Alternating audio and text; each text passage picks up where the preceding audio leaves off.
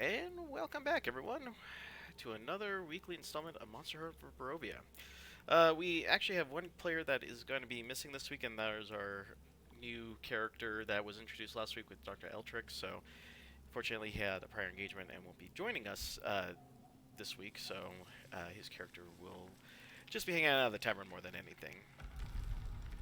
So last week, uh, due to some outside uh, complications, we decided to run the characters through a side story in which they went to a small little house similar to the Durst residence and ended up trying to find their way through it to get their way home. They ended up finding a trinket, which allowed them to get back home with some party gifts.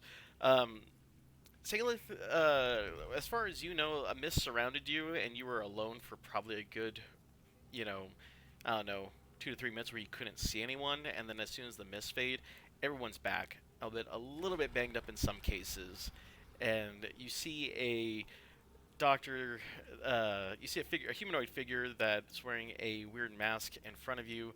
He tells you that due to the last adventure that he went on with the rest of your colleagues, he needs to retire for a bit of time, and he is going to walk into the bar and just have a drink. And he may or may not catch you at a later point in time. But yeah, the rest of the party's there. You see Salith in the middle, and as of right now, you guys are back in the town where the mists have completely dissipated back to a, you know, as far as you can tell, a relatively low density.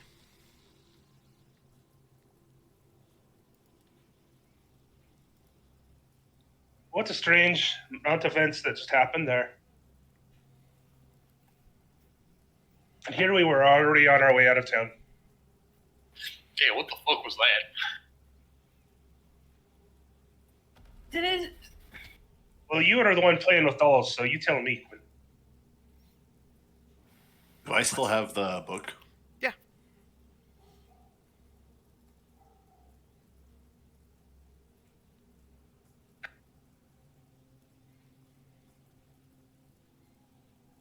Salith, where have you been? Here? Maybe? It's I'm not up. unthorough. Oh, it's been very little time. I don't know. I've been here. Yes. Sure. Yeah, for you, Salith, it's been probably no more than 2 or 3 minutes at best. So you've been standing here waiting for us for the past couple of hours? Minutes. Minutes. What? This place is growing weirder by the moment. So where were you then? Because I'm assuming it's not here. It was like here, but not the same, apparently.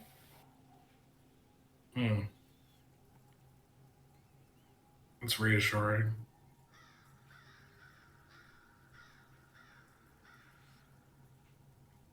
What did you do? Well, we went to another house and fucking went through it. There were ghosts that were very unhappy. They were not pleasant like small children in house here. They were very spooky. They did not appreciate our presence. We didn't give them any presents. I'm gonna Perhaps excited this to was open problem. my book and show him what's in the book. Yeah, we found a couple of documents that said something about these people we're trying to make nice with. Yep. Also, there are things that we need to sell. We found mirror and painting.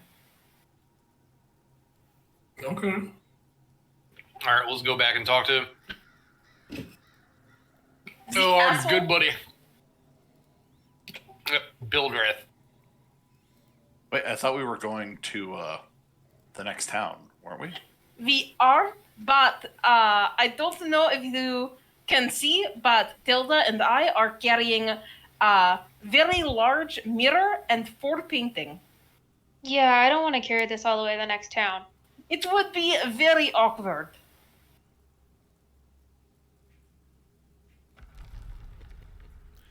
Let's go and sell them our shit.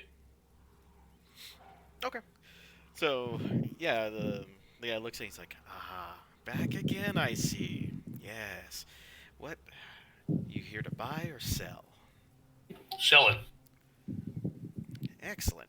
So, he kind of looks at everything and is like, ah, Chalet Brontefax.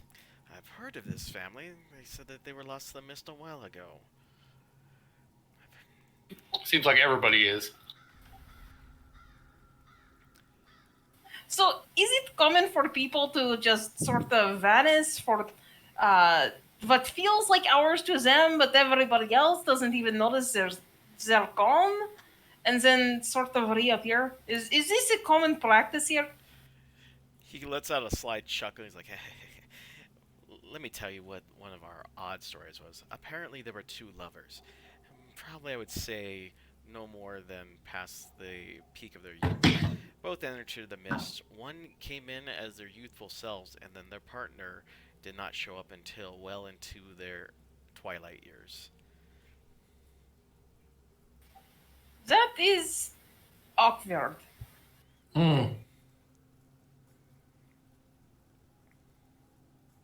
That's concerning.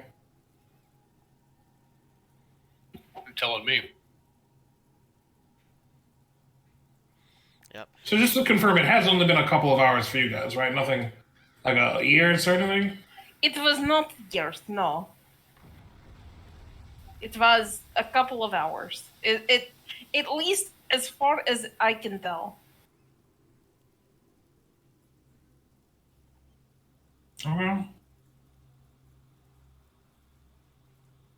Well, that's reassuring, I suppose, that it wasn't too bad. It was honestly not a particularly.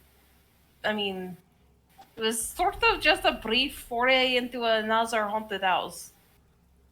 Yep. Found a book. Found some paintings and.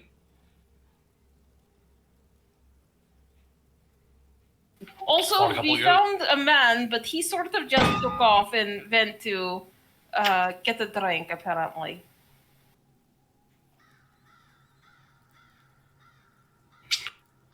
But somehow we acquired another person.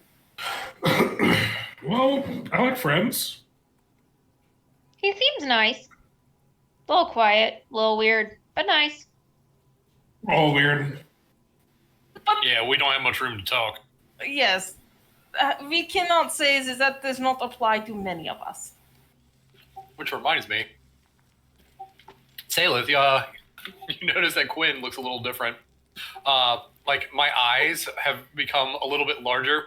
My, arms and fingers are quite a bit longer, and disproportionate. So I look a little, weird and strange, and I'm moving, a little bit more quickly.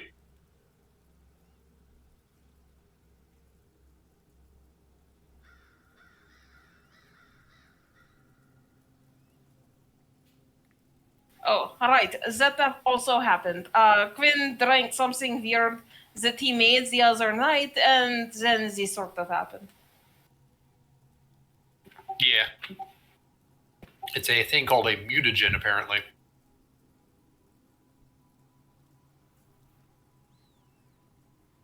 Mutagen.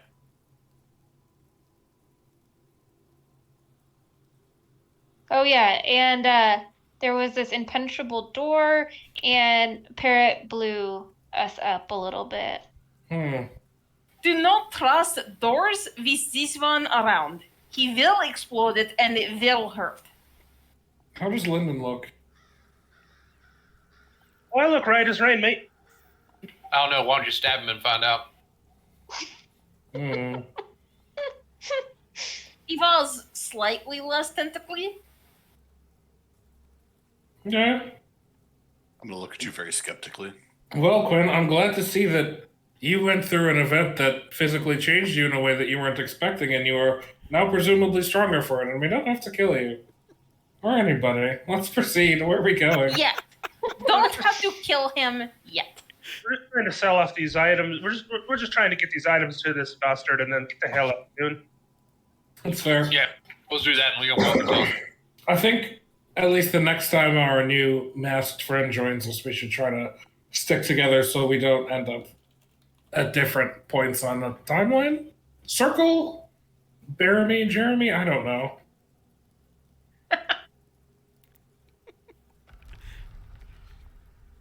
Alright, so do you guys need me to bring up the price of all the trinkets that you guys are trying to sell off, or do you have them still?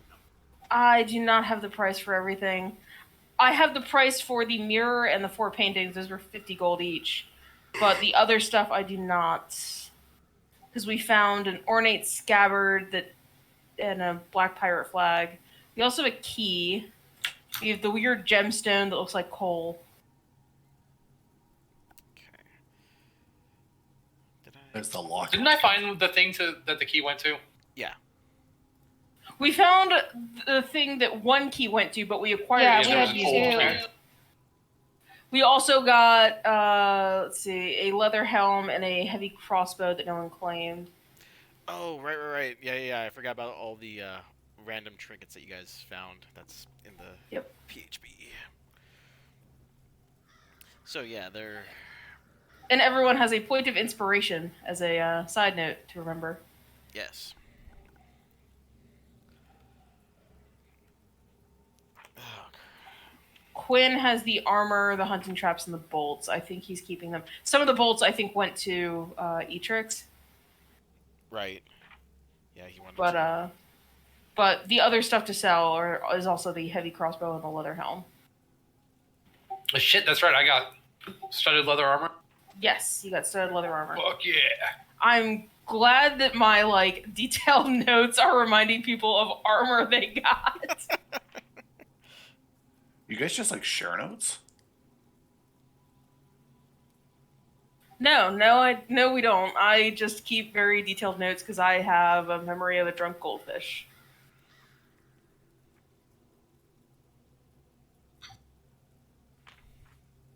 Oh, that's weird. According to the PHB, it's trinkets. You can roll once on a trinket table, gain a trinket, lightly touched by mystery. DM will also use this table.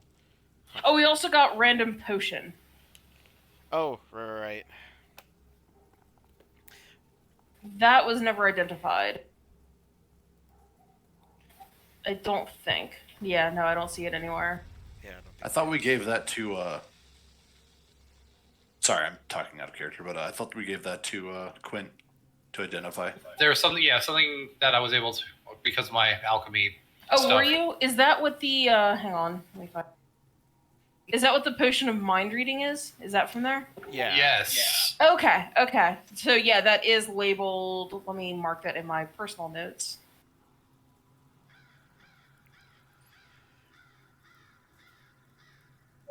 We also have potions. We all have a potion of healing. Yes, we all acquired a potion of healing. Is it? Except for Sailor. Sucker. I was going to ask if there's one for me. You know what? Sure. You just happen to find one. Well, I'll allow it just because it really won't make too much of a difference. So yeah, when the mist took you, you just noticed that your pack was slightly heavier and there was a potion in there. Sick. Cool. Oh, yeah, guys, I wasn't just here. There was some mist, but only for like a couple minutes. So I didn't really think much of it. Yeah, I mean, it's weird. The PHB doesn't even give a thing about trinkets just having a value. They're just They random. literally don't do anything. Yeah, so I guess They're literally like character plot hook whatever's you want to do with them. yeah, that kind of I'll have to think about that later. If you want to sell them, I guess we can see what you're trying to sell and come up with a fair price. Like we'll roll a D8 or something like that and get gold based off of each item you sell, or something to that effect. Or you can hang on to it for now and we can work them into the story later.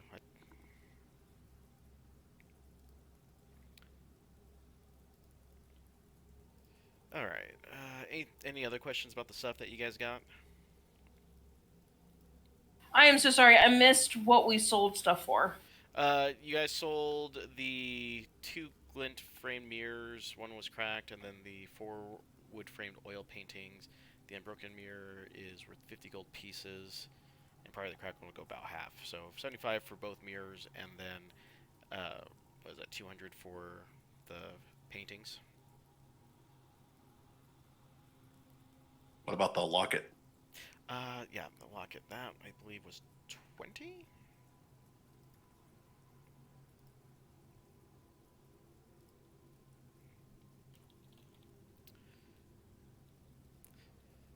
The locket was 20. Yeah, I'm just looking that up right now. And then all the other, like, random junk things we picked up.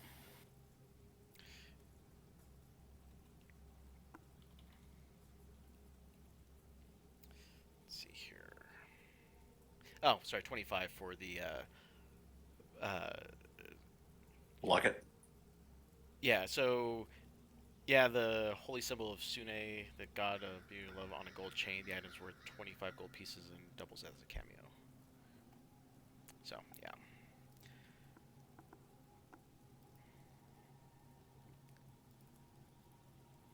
So if you wish to sell that, that is what he will give you for that.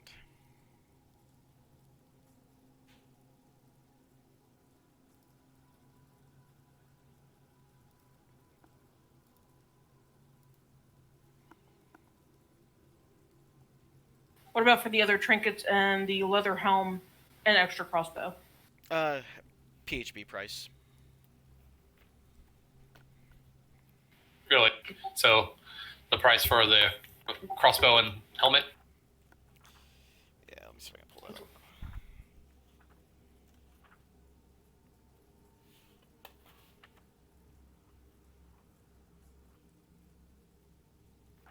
So let's see here, just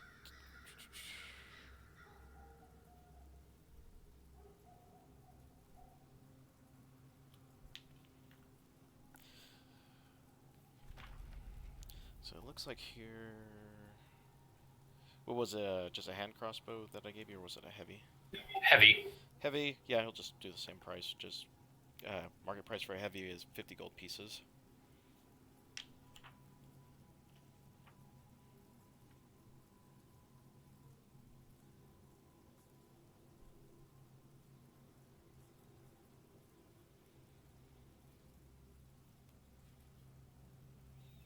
Huh. That's weird. Wonder why they gave us. And you guys were trying to sell off a leather helm? I'm just listing off all the stuff that, like, we got from that thing. Yeah. It included a leather helmet and then, like, a bunch of random trinkets.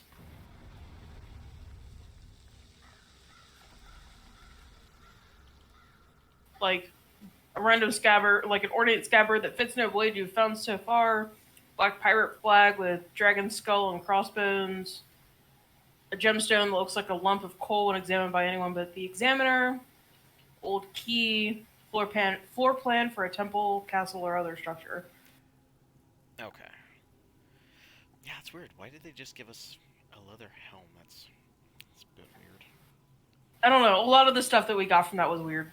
Yeah, like, no, well, the trinkets I can understand because they're supposed to be just random The items. trinkets are from the trinket table in the PH. Yeah. Literally, whenever you make a character, it's actually one of the things you're supposed to do. It's actually like the finishing touch of your character. Right. It was that I'm not too worried about because it said just random. Yeah. But the fact that they just pointed out, yeah, you get a certain leather armor size for a poorly adult human, a leather helm, and I'm sitting there going like, Well, probably the leather helmet goes with the studded leather, but it doesn't do anything for you. Like, there's no added AC bonus. It's just a flair thing. Right. So if a full piece is, going for 10, he'll probably buy it for 2. The helmet itself for 2 gold pieces since it's in good shape. 2 sold. Yeah.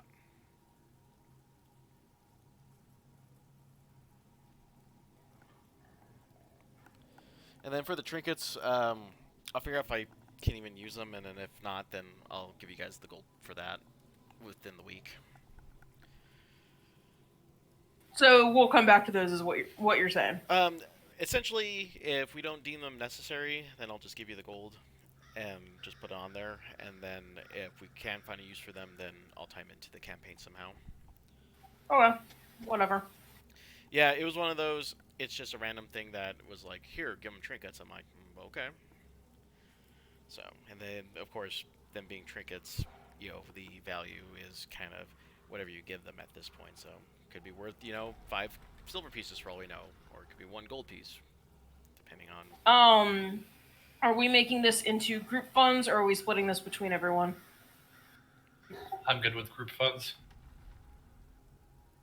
Anyone else have an opinion? I like group funds. Group funds. I'm hearing Thumbs group up. funds. Or whatever. Wings? 2 wings up, yes.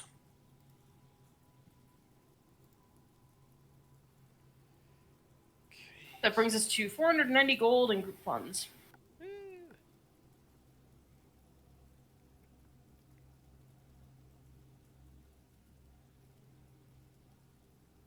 All right. Anything else you need from merchant guy? He still won't budge on his, 10 times the price.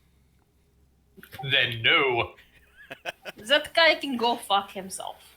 Go fuck yourself. Kiri, is that you? He's like, you'll come back. They always come back. Unless they're dead, which apparently is a common thing here. It's fine. We'll probably be dead. It's fine. All right, so we leave. We start heading down the street. So there was talk about arson, wasn't there? Nah, maybe another time. All right. So if there's no other business, then you guys are heading west on the road. Then. All right. So time to shift gears here and put you on just a random forest path map.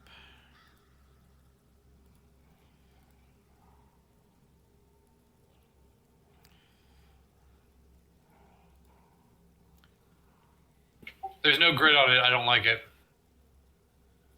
I mean, they're squares.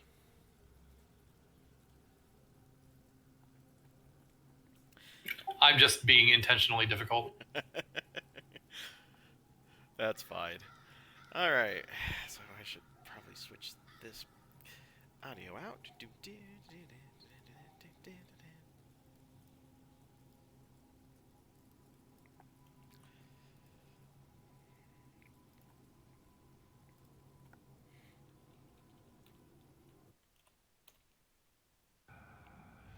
All right.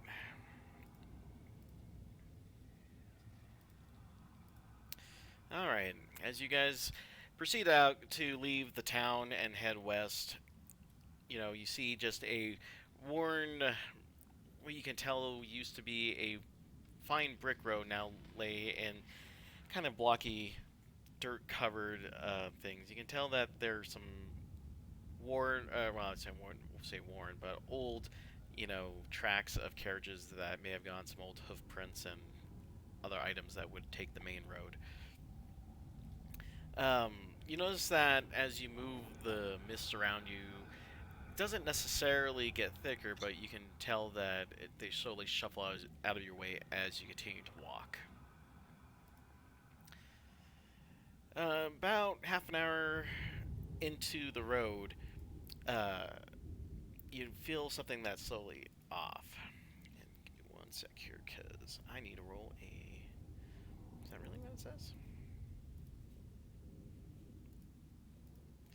Alright, I need to roll a d12.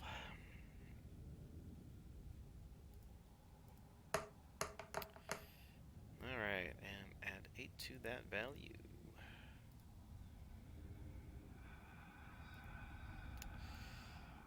Alright.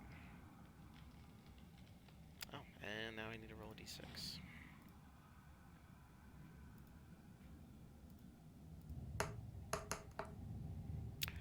Groovy. Alright, so that is this scenario here. All right, as you as you start feeling that something seems like it's appearing out of the mist, a deep voice calls out and asks, "Who goes there?" Through the chill mist, you see a large man in drab clothing wearing a tattered gray cloak. He has shaggy black hair and thick mutton chops. He leans heavily on a spear and has a small bundle of animal pellets slung over his shoulder. Who goes there? How far out of town are we? Half an hour worth of walking. Oh, man of the woods. Hello, good sir. I'm going to start approaching him. I'm going to take my hand crossbow and like hold it behind my back, kind of like motioning it towards Vika, just like as a sign. And I will approach him with my other hand outstretched. Like, I'm a fellow trapper like yourself. I see you've got some pelts there. My name is Quinn, and my friends and I were just traveling through the woods looking for some friends of ours. He's like, well, I'll be. Didn't think there were very many trappers who would come out into the woods. He's like, what do you Well, want? where else am I going to trap anything? Well, I understand what you're getting at, but these woods aren't quite safe, and a lot of folks don't have the courage to come out and deal with that. Well, as you can see, I've got a minotaur and a 7-foot tall lady with me, so we're not really the, shall we say, skittish type.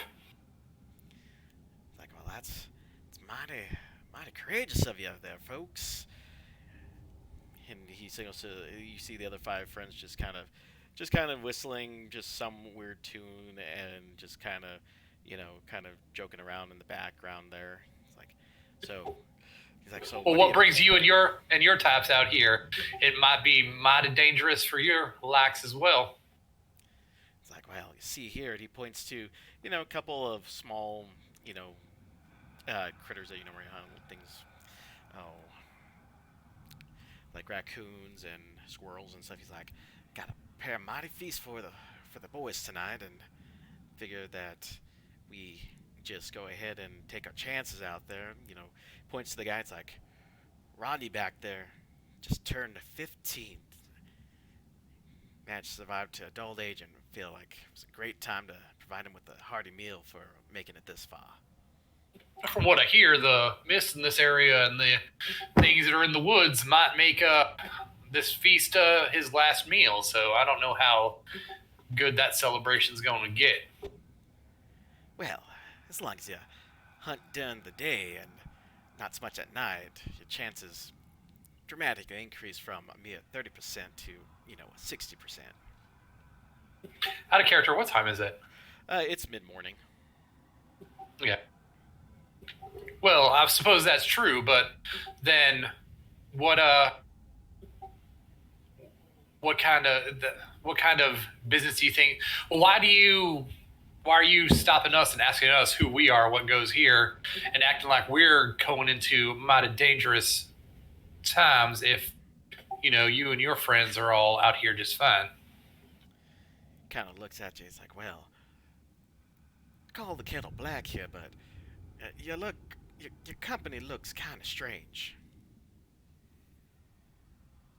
We're just going along our way. It's like, indeed, you wouldn't happen to be carrying anything to protect yourselves with, something, silverish color, would you? Here, that's really protectful in situations like these. Can I hear this conversation? Yeah, they're talking. He's talking pretty loud. Can I insert check this guy? Yeah.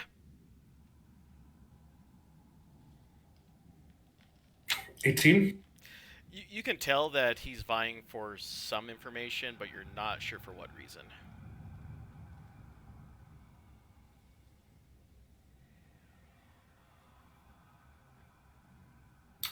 Okay.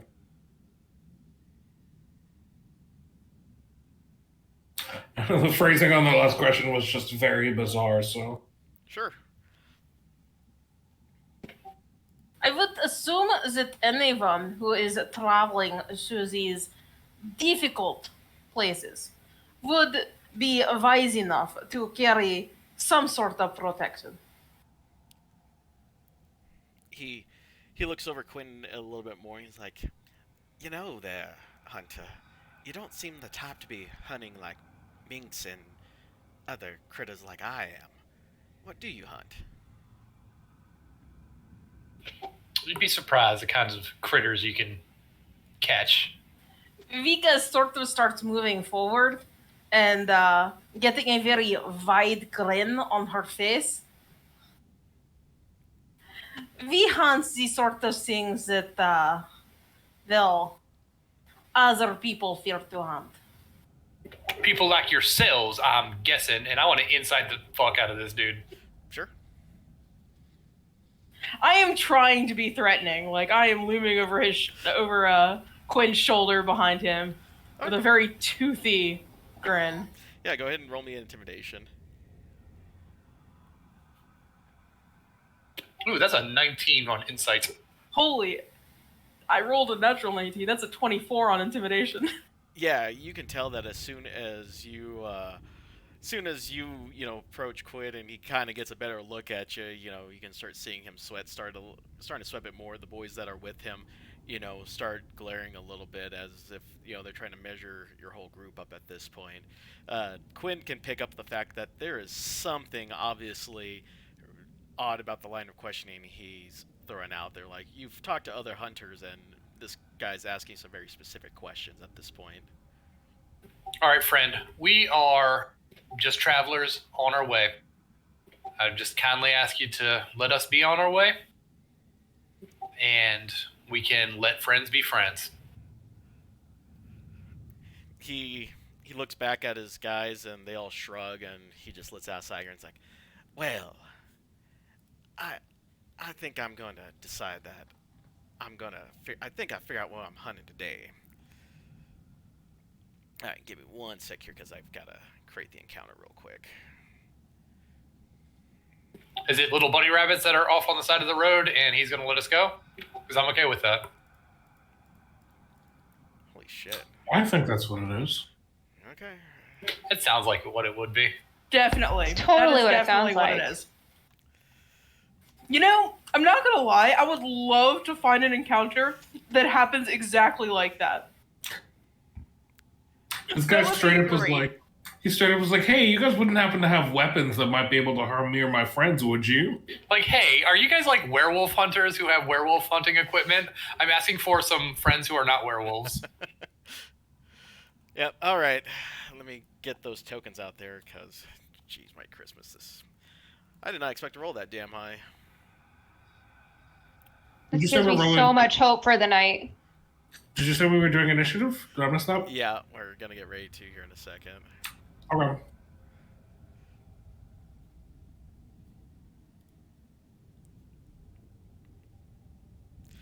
I should just have a generic werewolf token.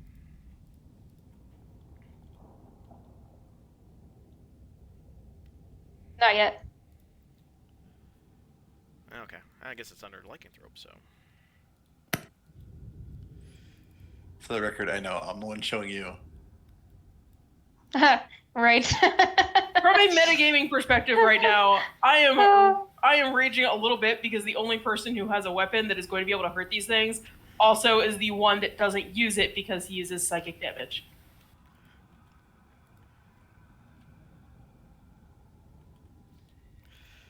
Alright. Just saying.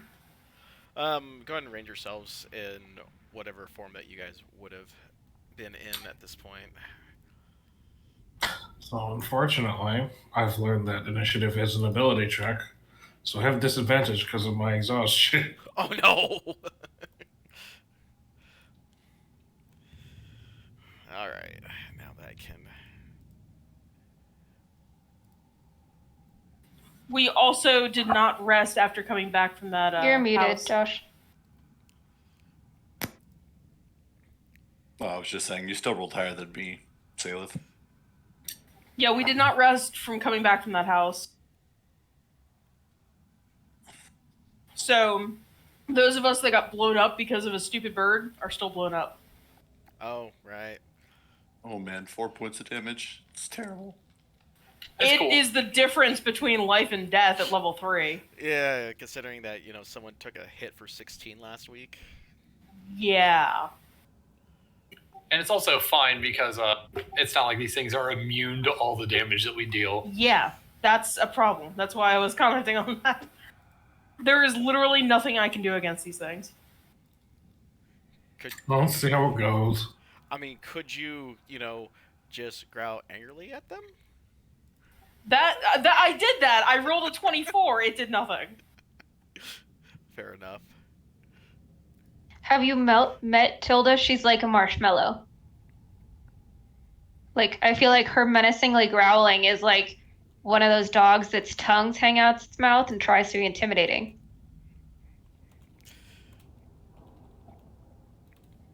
Alright, so basically what's going to happen is that on their turns they're basically going to use their actions to transform.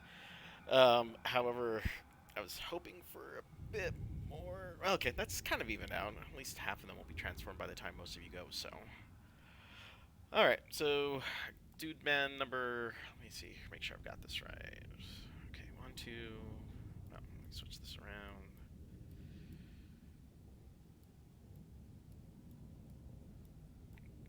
Okay. Alright, so werewolf number 1 on his turn will just take his action to shift, and that'll be his turn, so Matilda will go next. Okay. I don't know if I can hurt these things at all. I'm gonna walk up to... I can't tell what number it is because Satchmo doesn't have it highlighted. That one. And try and swing at it and see what happens. Okay. So, like that? Yeah.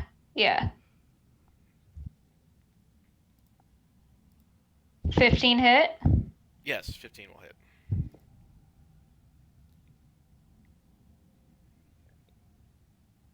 $13 damage.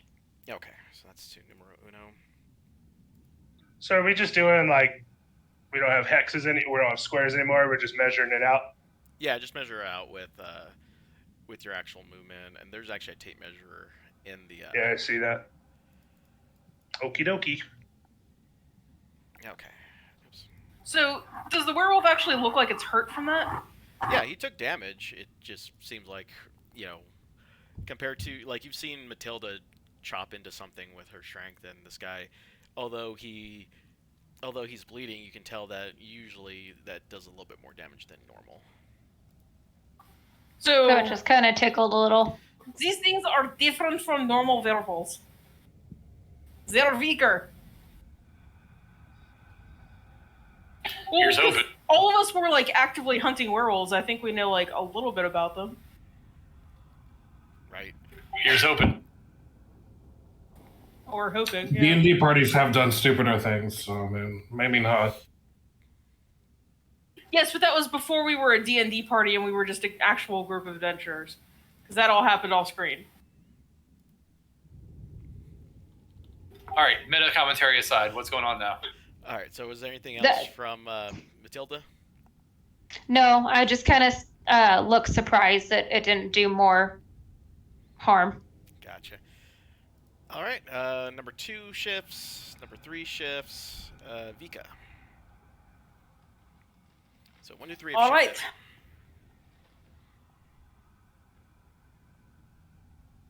Vika charges forward.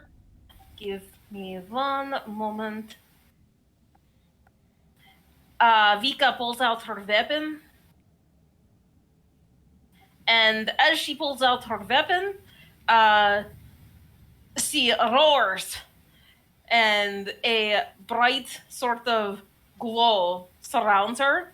And she suddenly becomes twice her size. It's about 12 feet tall. And becomes large. My actual size becomes large. Okay. I use Giant's Might. is what that is. And I will strike at the werewolf there, number 4. Oh, okay. So the one that hasn't shifted yet. Okay. Yes. And I will attack with my glaive. That is 26 to hit. Damn. I'm surprised that's not a crit. And that is 12 damage. Okay. And with my attack, the rune that is enchanted on my weapon will grow a bright, searing red. And I will activate the fire rune. It is a DC 13 strength saving throw. All right.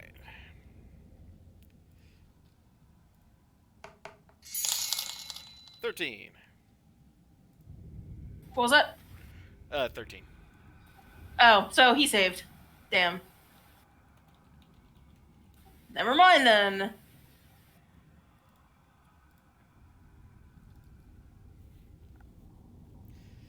Okay. Anything else? I think that is it. Okay. Yeah, that is all I can do. All right. Salith.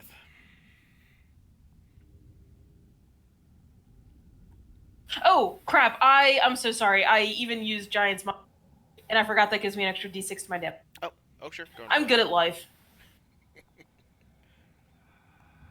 Out of curiosity, is that just using enlarge, or is it something different? It's an extra 2 damage, by the way. Okay.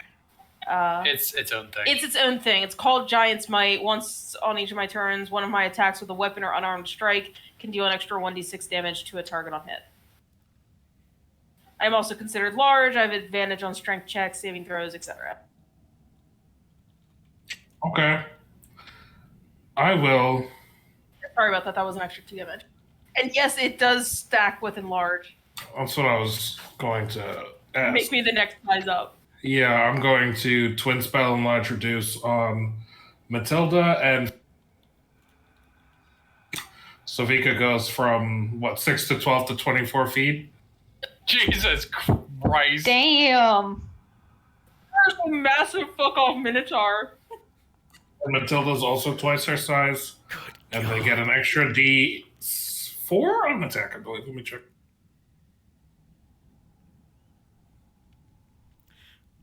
Yeah, an extra D4 on each attack. And Hell yeah. I'll step back. I'll stay here. That's my turn.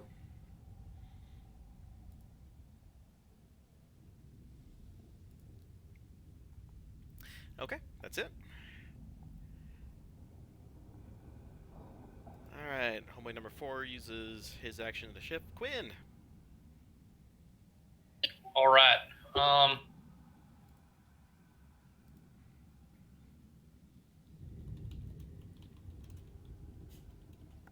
All right. I am going to pull out Miranda, and I'm going to use my bonus action to use my Crimson Rat on the heavy crossbow, which, of course, deals 4 damage to me. Yeah, that's right. All right. And then flames start leaping from the crossbow bolt. That's knocked. And I am going to go 30 feet in the thiswardly direction. And I'm going to... everybody's shifted? The last 2, 5, and 6 have not shifted yet. 5 and 6. I'm going to aim Miranda at werewolf number 5, and I am going to shoot the thing.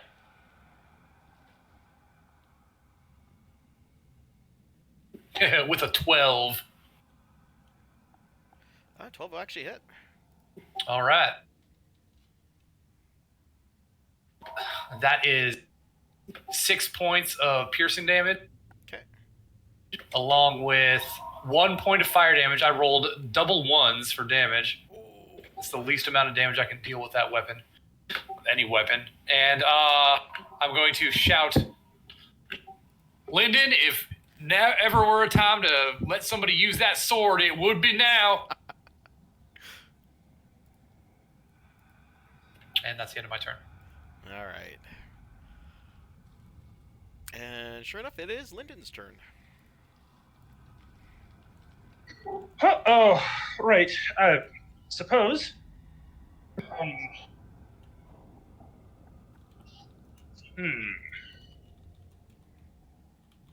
So all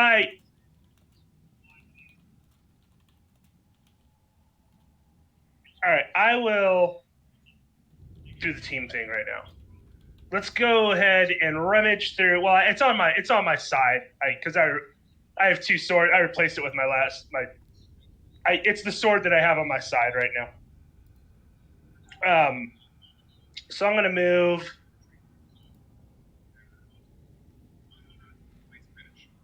I'm gonna move up behind the extremely gigantically large. No. Yeah, no, we're gonna move up to the extremely gigantically large Minotaur. It's only 5 feet tall. And I am 2, or I am 2.5 feet tall. So yes, it is comical. And as I am moving, I draw the silvered short sword. And am I able to move? Can I just move? I don't know what I'm asking. Can I get that to her as a movement action, or is that going to have to be an action or a use action or something like that? I don't know. What do you want from me, Sal? So, are you trying to attack through Vika, essentially through her legs? No. I'm handing her the silver short sword.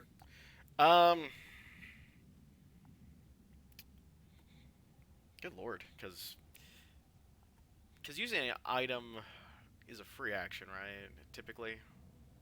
It's in action. It's usually an action. Yeah. So yeah, at this point you would have to, essentially to trade off a weapon like that, it'd probably take up a full action, especially considering you would have to. Yeah, no, that's fine. I just need to know. I look up at Vika, and I'm like, you can use this if you want. I think I have another avenue these days. So I'll hand that off to her if she's willing to take it with her hand or whatever offhand. I don't know I know she has a two-handed weapon. She reaches down and grabs it between 2 fingers. I was gonna say this short sword was comical. And then I'll use my bonus action. To move over here. Are these bushes? Is this like bushery, shrubbery? Yeah, shrubs. Okay. For sake of just ease, does the short sword grow because of the enlarge reduce, or does it stay the size of a toothpick? I think it only grows if it's being carried or worn while I cast it. Yeah, I think I would have to agree with that one. Well, shit. Drop it on them. Does it count as a throwing dagger for me? I will allow it because at this point it'd be considered kind of just throwing a lawn dart essentially for you. God. So you're throwing a sword at them that's a lawn dart for you. This is great. Hey, it's a 1d6 dagger.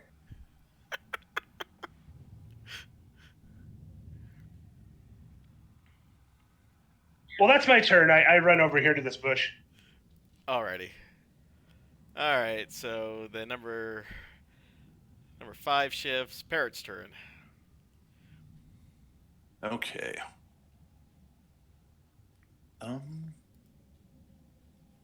So I think I'm going to start by casting Hex on Werewolf number 1. And then for now, I'm Eldritch Blasting. Because I don't have anything super useful against these guys right now. So Eldritch Blast is good. It is good. Till that happens. 13? Oh, wait, you said 12 hits. Yeah. All right, I'm sorry. So, What was yeah. your target? The werewolf one. 1? Okay. And that is 15 points of force damage, 2 points of fire damage, and then... Oh, wow. Well, I made up for your damage. 6 necrotic damage as well.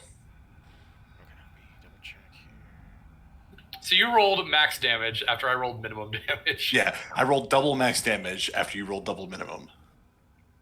Yeah. Nice. Yeah, wow, yeah, you can tell that he kind of, fell half over, and you can tell that he's kind of like, he felt that. Like, he really did feel that one, so. All the way, by the way, it's disadvantage on strength saving throws, I think, isn't it? Yeah, it's ability checks. Ability checks, whatever. Anyway. Which would be good if somebody were to try to, like, hold him down or something, because then he would have a hard time getting out.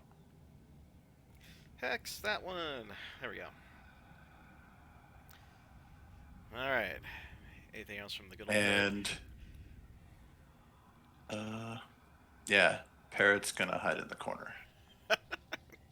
sound strategy in this type of situation? That will be my turn. Alright, and last werewolf shift, so then that's the end of turn 1. Or sorry, round 1. Alright, so werewolf 1 sees Matilda and will attempt to bite.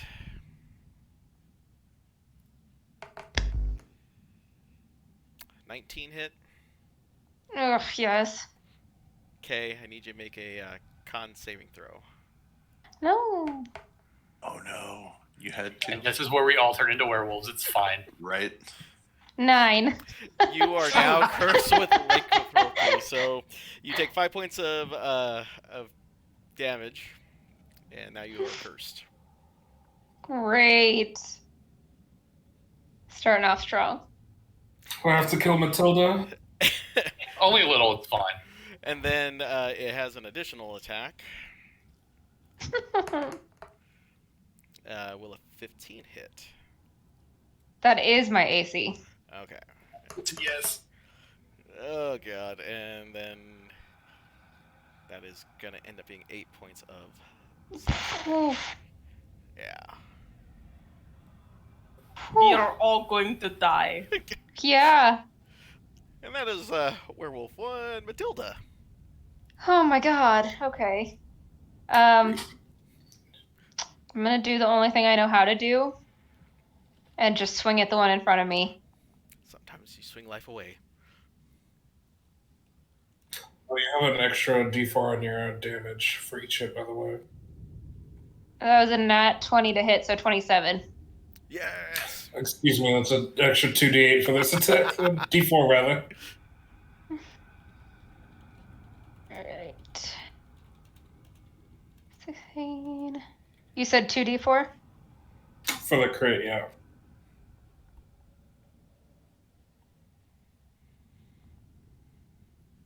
19. Well, total. 19 total damage. Okay. Yes. And then I'm going to back up just a little bit.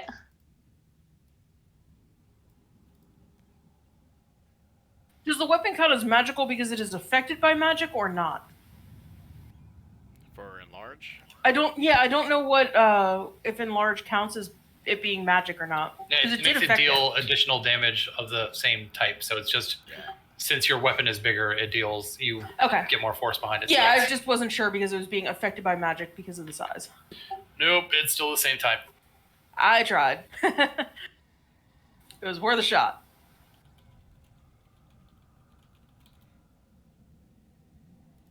Alright, anything else from our friendly neighborhood Goliath? Not werewolf. Okay. Werewolf 2. It's gonna try to bite Vika. I mean, there's a whole lot of Minotaur in front of it. Yes. If this was back in 3.5 or Pathfinder, her armor class would just plummeted. All right, so that's gonna miss on the bite and the claws. Wow. Cool. Just too tough to get a good attack in. So that is. Yeah. He is very intimidated by my massive size. I am surprised that enlarge doesn't reduce AC. You're just a bigger target. Yeah, it was a whole back in 3.5. It was a whole thing where your size, if you were tiny, then you got +8 to your armor class. And if you were gargantuan, you got -8. Oh god, yeah, because you're easier target hit. I remember that.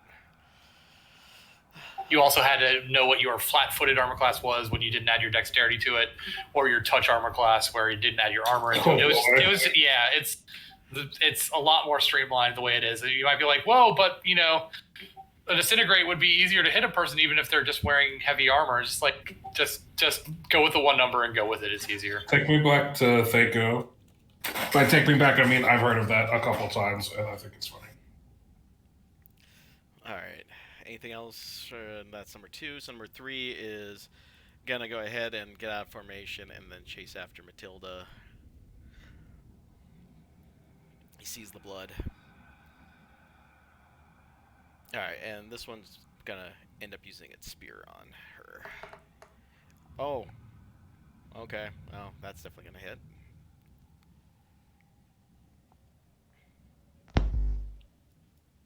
What I planned for this turn, I should have done last turn. Okay, so that's gonna be 7 points of piercing damage, and then its second attack. That's gonna miss. All right, Vika. Can I just step on them at this point? All right. Hoof attack. What? Hoof attack. Yes, can I hoof attack? All right. Oh, all right. All right. So, I will try to stab at werewolf number 1 with silver toothpick.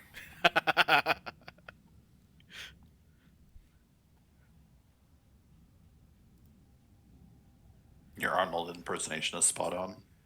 What? Your Arnold impersonation is spot on. I was not trying to be Arnold. It is just awkward for me to lower voice. It is difficult. 14 to hit. That will hit. All right.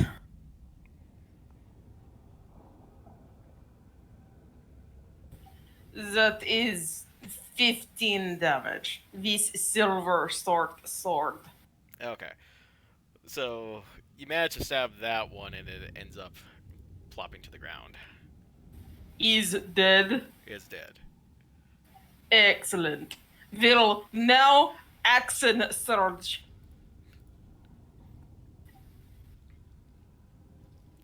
And will use silver toothpick to attack this one.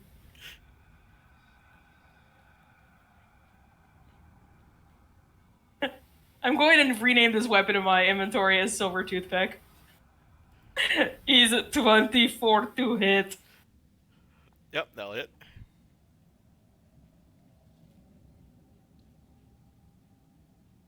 Is 14 damage.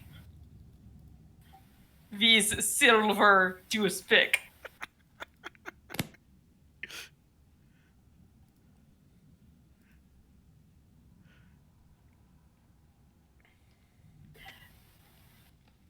And that is my turn. Okay. Salith.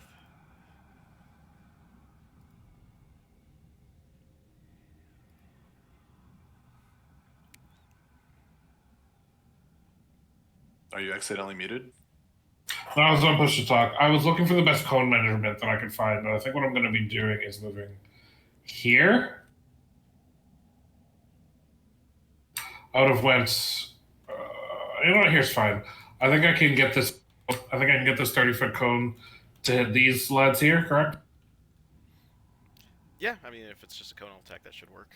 Yeah, cool. And I'm going to use. It's conical. I'm going to need a DC 15 Constitution save. Okay. Ooh. Oh, I lied. The extra d6 on that second attack should not have been applied. It was 11 damage with the short sword Okay. on the second werewolf that I attacked. Okay. So. Okay. All right. So all the boys need to make a con saving throw. You said. Yes. I'm casting Icing Death's Frost. So there's 1. So there's a 17. Number 2. Number 3's got a 6. Number 4's got a 18. Number 5. 17. And number 6. 17. Huh. 10 damage and speed reduced to 0 if they failed, 5 damage otherwise. Okay. So I think, what was it? Just number 3 is the one that just failed.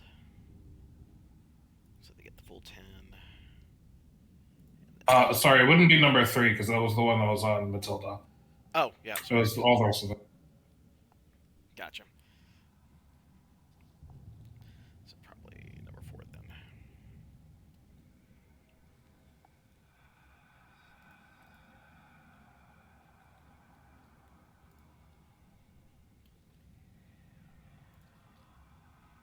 Okay, that one impacted.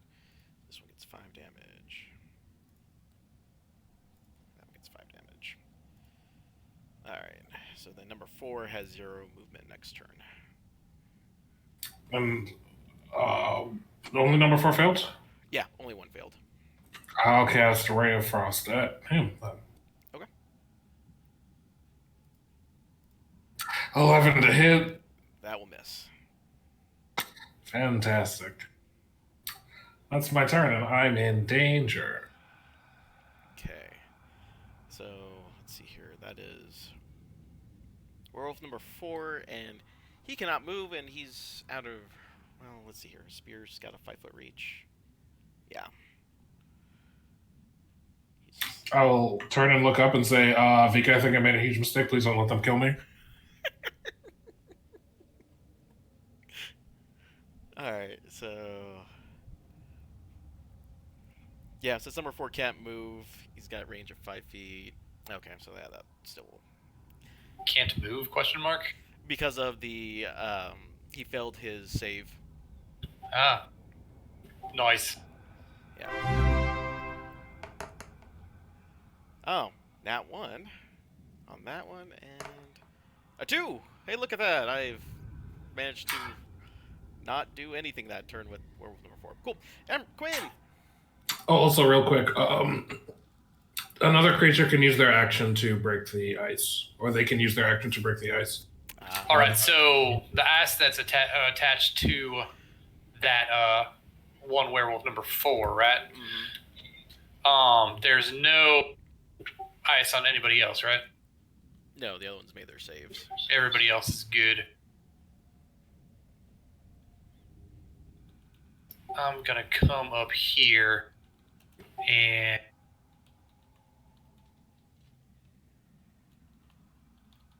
let's see. Within 30 feet of me.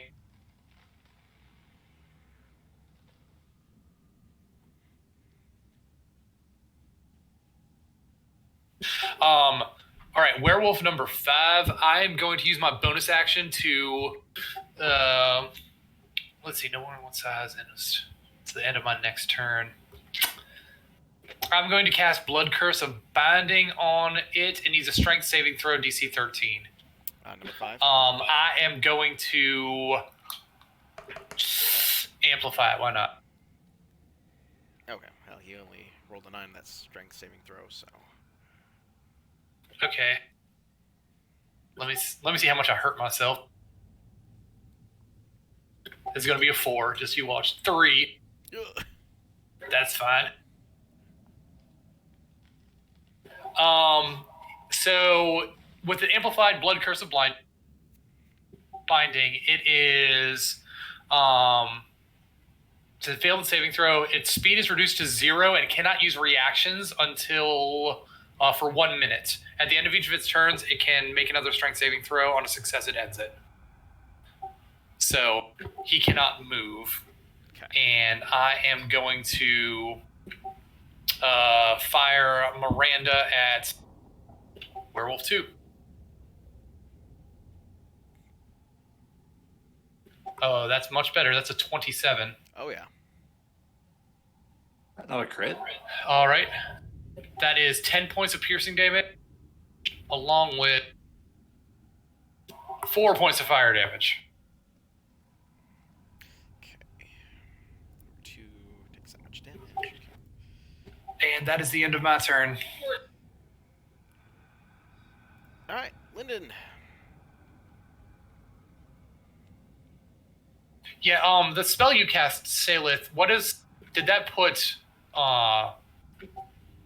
did that give it a condition? Like, is it restrained, grappled, anything?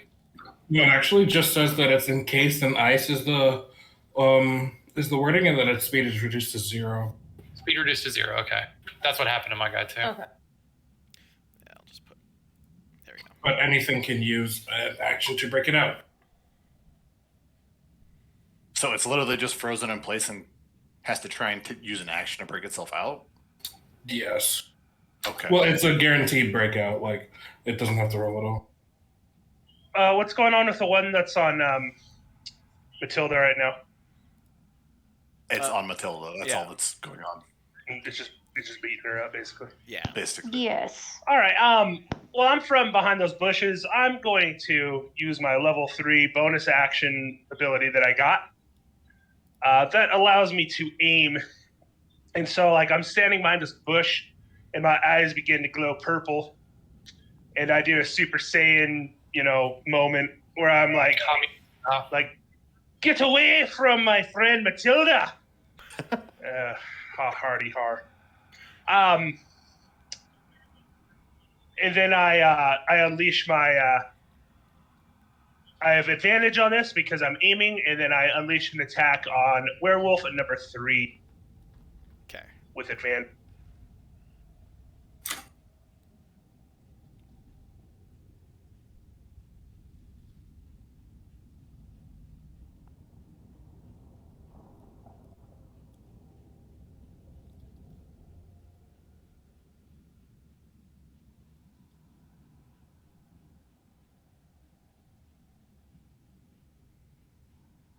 Oh yeah, 23 hit. Oh yeah. Okay.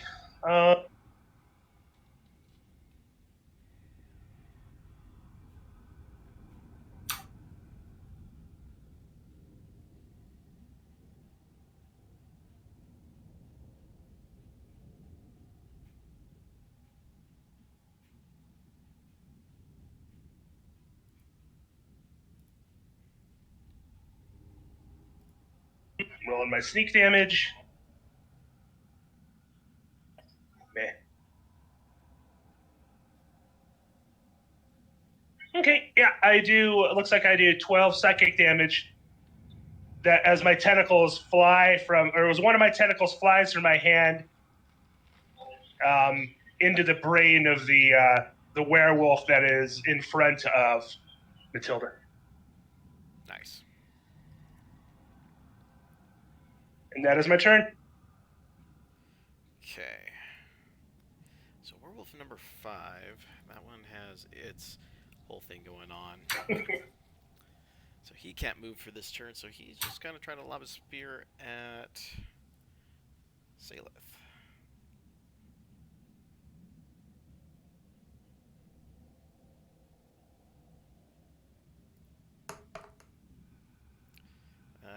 Take a 19's gonna hit. Who, me? Little me? Yes. That dude's gonna hit. I tried to make it so that number 5 couldn't hit you. That was what I did. Appreciate I'm trying to that. protect you. 6 points of piercing damage.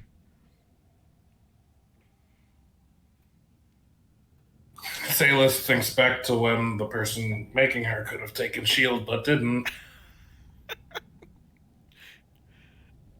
And Salith is metagamed to death. I mean, at least it only has one spear, so I mean, I don't think I can really. Hey, I put myself here. I'm reaping the benefits of whatever poor decision I made. Technically, you wouldn't have benefit. been able to stand there in the first place because I did not resize us, and we You are walked much around. larger than anticipated. I probably could have just walked in between your feet, honestly. You know what? You're not wrong. You are probably standing between my hooves. I'm like 5'2". And have beat I am hooves at her. 24 feet tall, at least. Jesus. So that's all. Better not awaken anything in me. That's all he can do because he lobbed his one spear for damage. Parrot. Okay, question. Mm-hmm. How is everybody looking, and should I intervene in a way that's going to be disadvantageous to everybody in the area? I'm looking No. very ouch. I missed the question a little bit. I apologize. The last time you did this, you blew Tilda and I up. Do not do this. Sometimes I'm you just afraid gotta of blow whatever's people gonna up. happen. Okay, I'll just Yeah, break it do- down. do I'm you- thinking about casting darkness. I'm not trying to blow anybody up. I'm just literally trying to make it harder for everybody to hit so that Tilda doesn't get killed. Or Salith. I believe in your decision making. Hmm. Not getting killed sounds fun to me. It will put everyone like Right. Everybody is at a disadvantage, like Yeah. hardcore. You can't attack in the darkness. You can't see anything. It's pure darkness for everybody, and they can smell.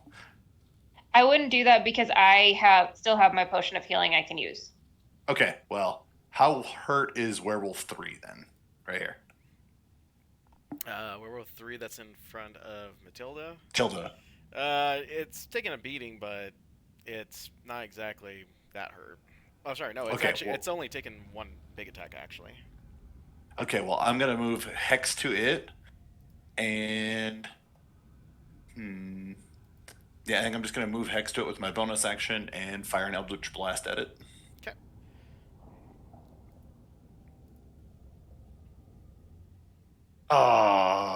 Never mind. No, I'm not. That's a Okay. 10. Yeah.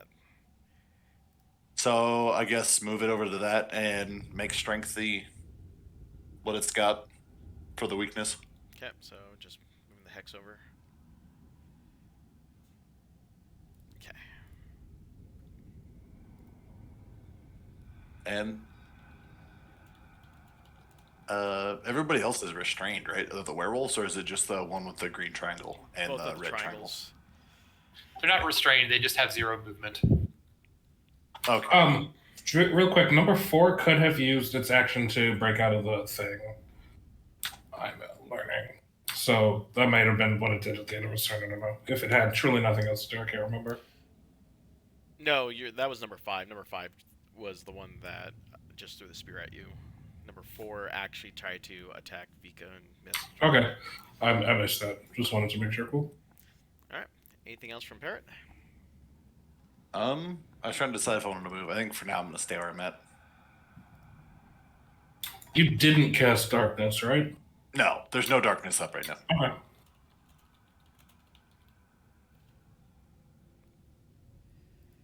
Okay, so nothing else. Then we move on to Werewolf number 6. It too wants to try to take a bite out of Vika, so. Alright. Do the good old bite. Many things wish to take bite out of Vika. With an 8, that's probably not going to happen. And then claws. That will likely hit with a 22. Unfortunately, yes. I do like this big Vika voice. It is not easy for me to pull off. It is 7 points of slashing damage to the Vika.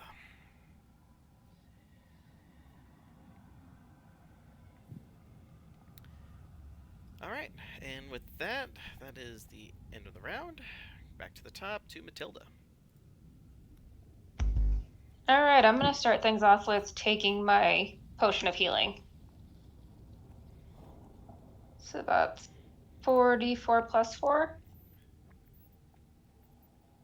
I think potion of healing is only 2d4 plus. Is It's it 2? 2d4 plus 2. Yeah. Okay.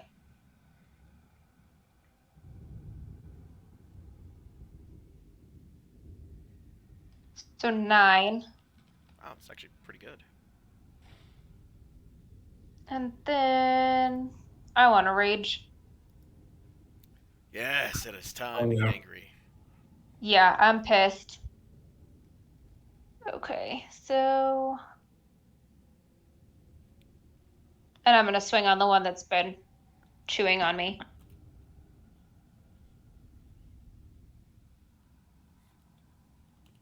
Fuck. 12 won't hit, will it? 12 will hit. Oh, it will? Yep. Okay, and then... Also remember that everyone who went to Misty Cloud House place has inspiration, which you can use for advantage. Hmm.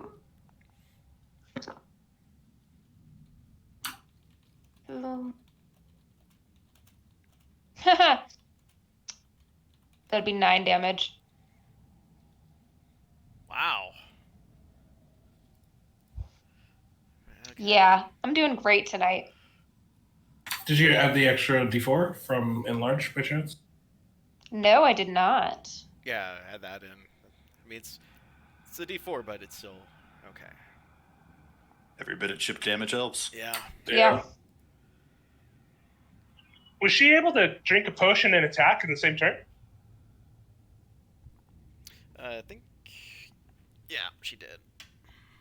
Yeah, I did.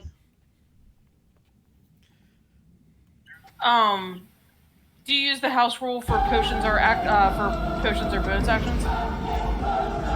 Yeah, I think since I've already allowed her to do that, we'll just go ahead and do that at this point. Let me just double check something here. Attack. Oh, yeah, use an object is... Yeah, that would be using an object. So, Yeah, it's normally a standard action. yeah. I thought... Yeah, rules is written. It's Yeah. standard action. On my campaign, I always make drinking a potion a bonus action just because it's otherwise it's just Yeah, that's like I'll use it in this campaign as a way. I mean, if you're just grabbing a potion and chugging it real quick, I don't think there's a problem with that. that's exactly how I describe it. Is if you use your action as a drink a potion, it's kind of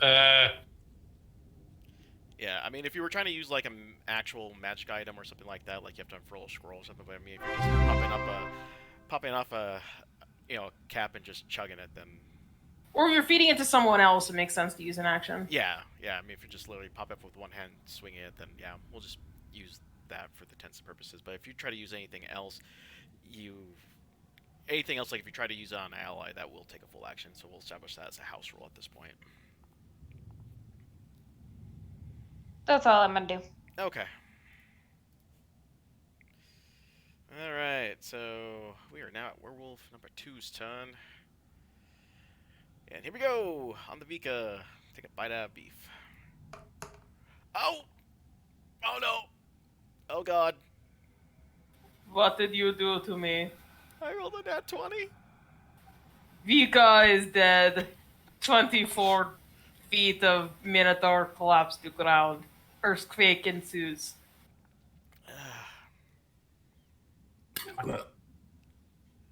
So, wow, that's weird. I should be rolling double, so... That was one... Right? Did it calculate you? Maybe you got lucky? Perhaps. Yeah, I need to pull up the log real quick. Yeah, right damage. Shot you no, with it was only 1d8 that it rolled. So, yeah, we gotta roll a second one. Okay, You might be down. yeah, that one actually hurt. That is, holy shit, 17 points of... Whoo! wouldn't it have not added the 2 the second time? Wouldn't it have just been Oh, right, so 15 points of... Vika lives! And second Presently. Oh, Vika dies. 22, and Sad Vika. that's another 9 points of slashing damage. Vika down.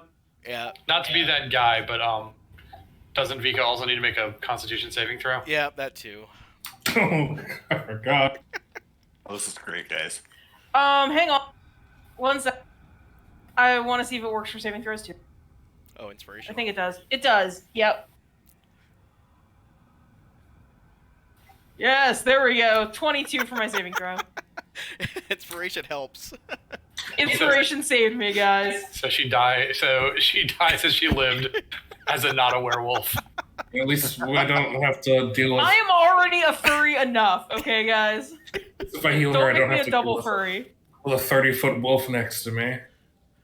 So yeah. So, 24 feet of massive minotaur collapse forward. Do I at least cross the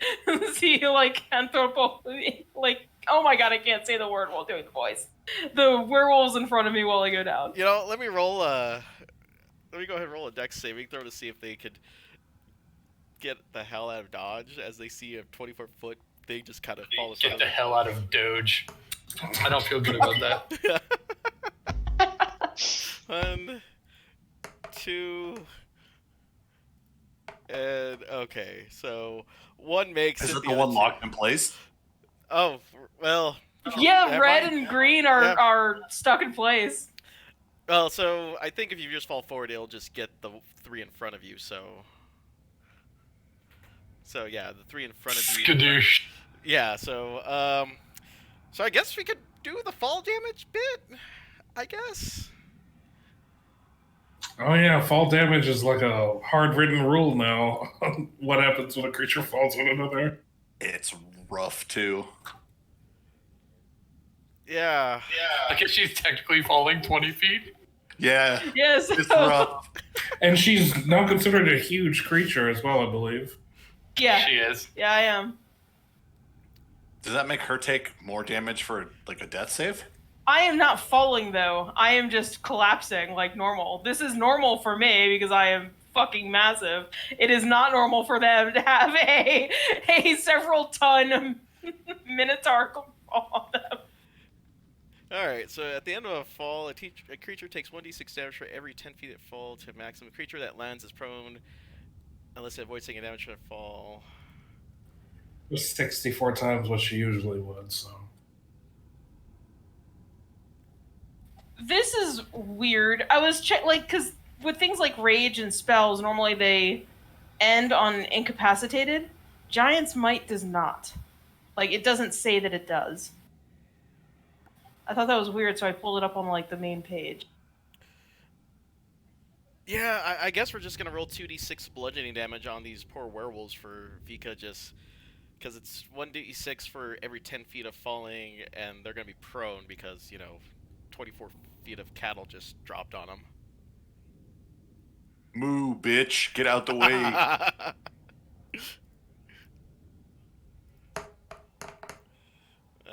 Wow, 8 points of bludgeoning damage to 2, 6, and 4, and they're prone.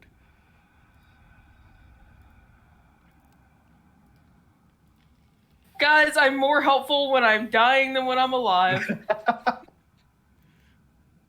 This could just be the strat. We just make you huge, and then you just fall on people. This is how fighters got the AoE they've been looking for so long. Just kill yourself. Just run into a fight. Oops, not so clumsy. not completely though, just like almost. Good lord. Ooh, wait. Sorry, go ahead. I got a meme for this. I gotta pull it up. Oh god. Alright, so yeah, Vika ended up doing some more damage after he got 3 prone werewolves. Currently being pinned to the ground by a massive unconscious cow. Yeah. Vika taking one for the team. Alright, well that was Werewolf 2. Werewolf 3 is the one on Matilda, so try to take another bite. Just gonna throw this out there, but where was I on the initiative? Because I wasn't sure where I went. You would be right after this werewolf then. Okay. For some reason, I thought it was like just after Tilda, but yeah. Yeah. Let me double check here, but does a 15 hit Tilda? Yes. Oh, okay. Well, at least you don't have to worry about, failing a con saving throw again. Yeah, you can't get double lycanthropy. Yeah. Alright, so that's 5 points for said bite. Is that piercing damage? Yep. So I have resistance because I'm raging. Yay! So then that's what? Rounded down to 2? Yeah. Okay. And then the claw attack. 16. Which will hit as well. And that's going to end up being 8 points of slashing damage. So that's also resistance. So 4? Yeah. All right. Okay. All right, Vika's turn.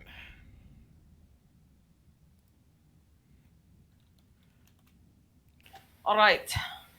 I will roll. What is this? D20. Oh, there it is. I roll. That is a 10. That is a fail. Yes. Yeah. Boo. All right. That is my turn. All right, Salith.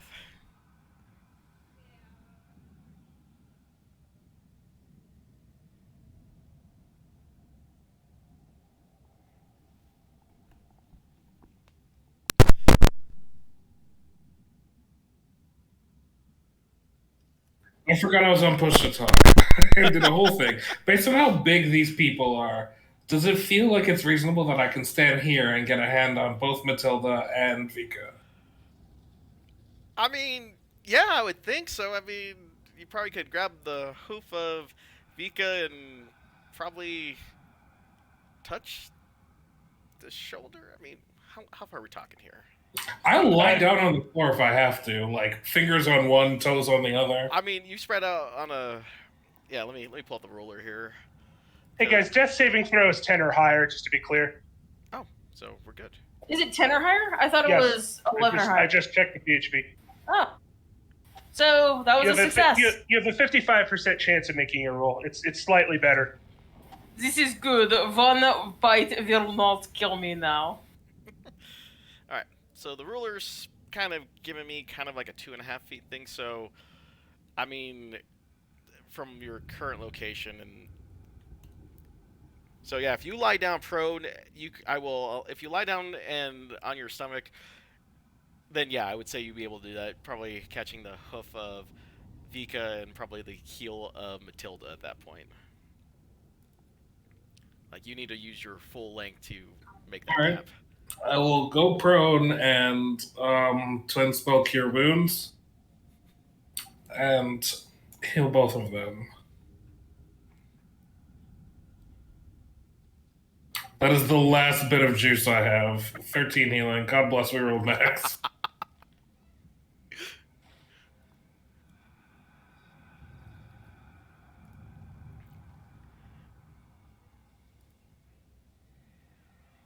So 13 points of healing in both ways. I suppose I'll have a bonus action. I'll get back up because I use half movement to get down and have to get back up. That's my turn. Yeah, well, okay. I mean, sometimes you just do random things. So, with that, would Vika stand back up after getting healed, or is she just conscious at this point?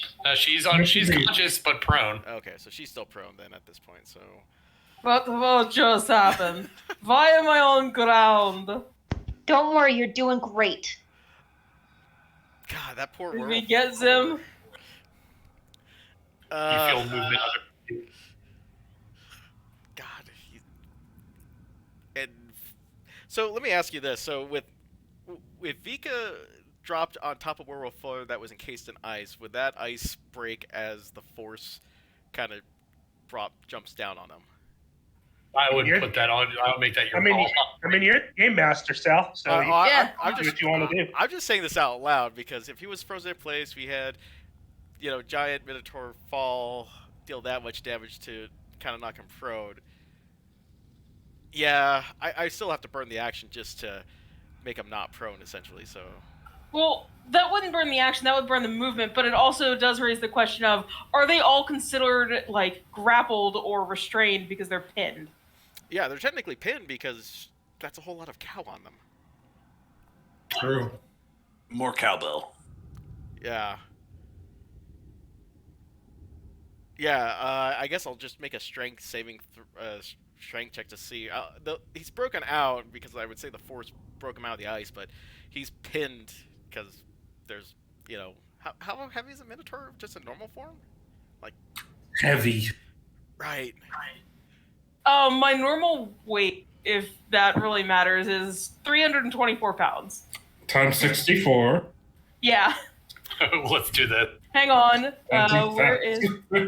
Is that really times 64? Yeah, because your weight multiplies by 8 when you get enlarged, and I assume giants might put the same. 20,000. Vika weighs 20,736 pounds. You're a 10-ton cow. A 10-ton cow. Yes. That's just how I like my cows. Boo. So our party consists of a Kenku, a tiefling, a halfling, a large Goliath, a human, and a kaiju. I don't even know. I'll still try to see what. God, no. I have to say that probably is going to be a DC of 20. No, it's not complete. That's what. So- 20 is like impossible. Not impossible, but like impossible.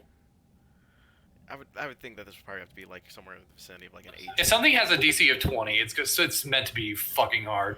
Yeah. I have a very urgent question. Okay. What happens if you cast Enlarge on someone who's already cast Enlarged? I know that it wouldn't work, I checked, and unfortunately, they do not stack. but I could dream because our other spellcaster also has it. I think we would hit max limit at that point. You don't want me to be the size of a Tarask? I got it. Yeah, no, we're good with 25 feet and 20,000 pounds. Yeah, We just dropped a semi on these things. yeah, you did. Pretty much. Yeah, 17 probably gets him to, at least allows him to get his head and his shoulders from underneath the cow, but probably not much more than that. He can breathe. He's like, "Oh dear God, what hit me?" So who got out? He's partially out, I would say. Like he's probably about a good Which one? number 4. 4? Yeah, he's probably like about here-ish. He's like he got his arms out, but that's basically all he can do. All right, Quinn. All right. Okay, so we've got 4 is halfway out from under Vika. I can see Vika moving around again. Okay, suppose that's a thing.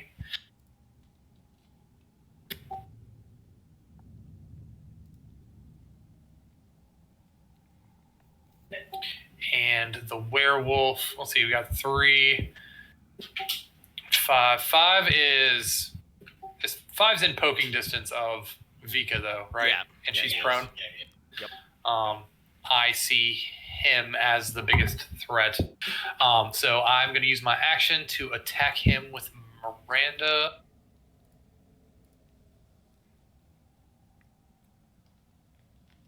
That's a 13 to hit. Yep, that'll hit. All right, that's going to be 15 points of piercing damage, Okay. 1 point of fire damage. Was that a max and a min roll? Yep, I rolled 10 on my D10 and then a 1 on my D4. And then I am going to hurt myself again. And I'm going to use my I still feel. And I'm going to bonus action, use my Crimson Right on Graham, my hand crossbow. So now it is fire, and it dealt 4 damage to me. Cool, that's fine. Couldn't get that backwards. Cool. All right, so next turn I can attack twice.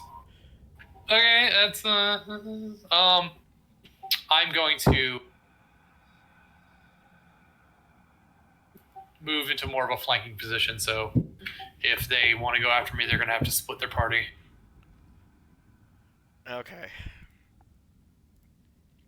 All right. That's my turn. Lyndon.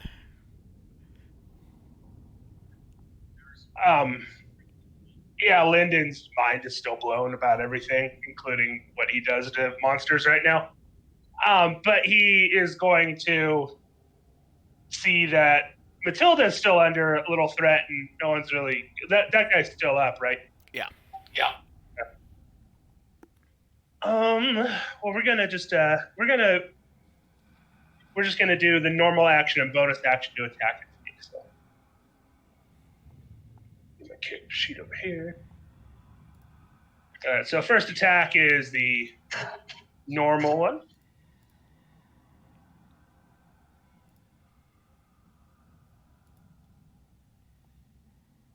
Oh, 14 hit? Yep. All right. And because she's next to it, I get the stick attack bone.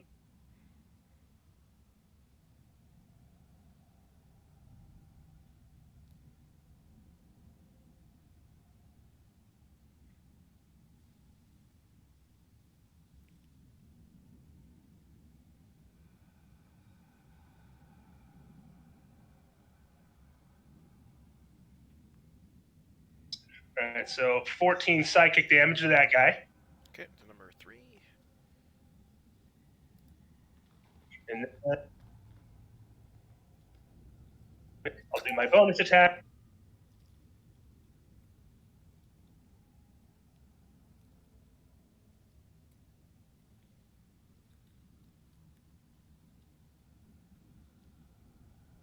And 21 hits. Yep.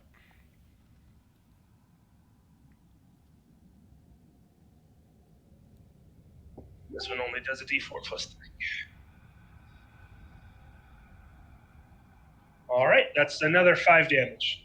Psychic or piercing? It's all psychic. Okay. Nice.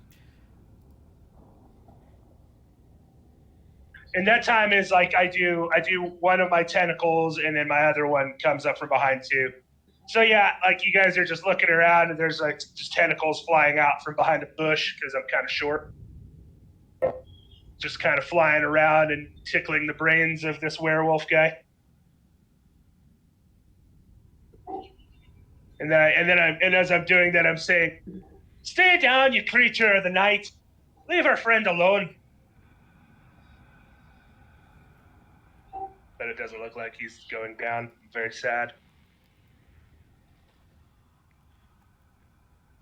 All right. Anything else? I might move a little bit, actually.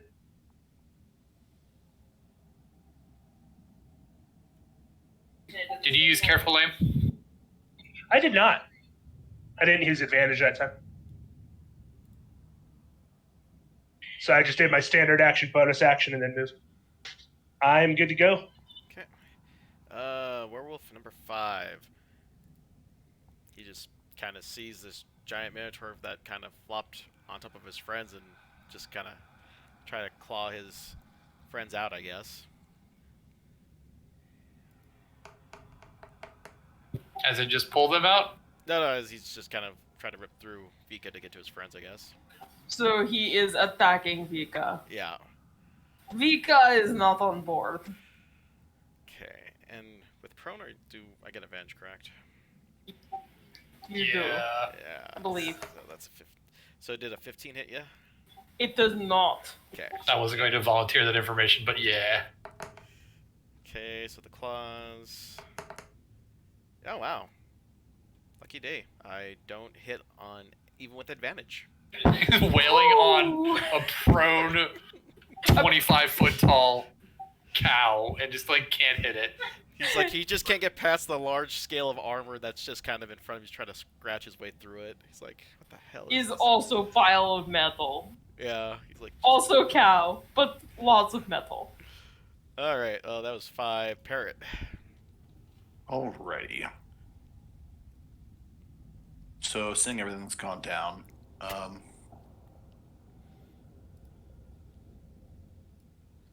gonna just, let's see, I'm gonna move over here. I don't know, maybe it'll make me luckier on my roll. I'm gonna try and Eldritch Blast my roll 3 again. Okay.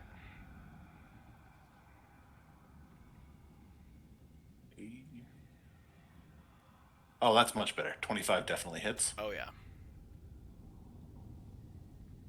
And max damage on the damage, so 15 points of force, 2 points of fire, Okay. and 1 point of necrotic. Okay. So a grand total of 16?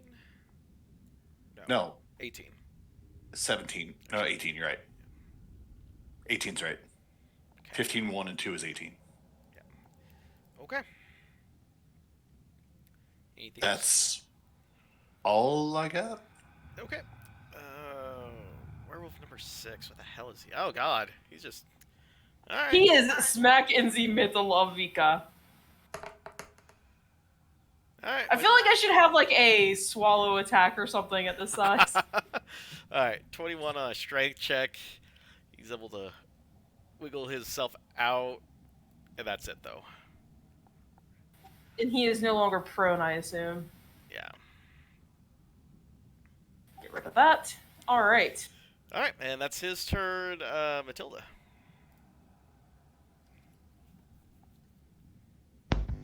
Okay. Let's.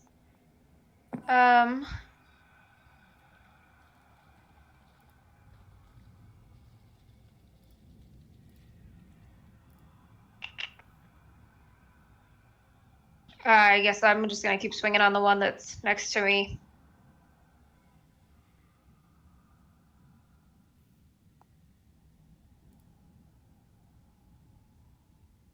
$18 hit. Yep.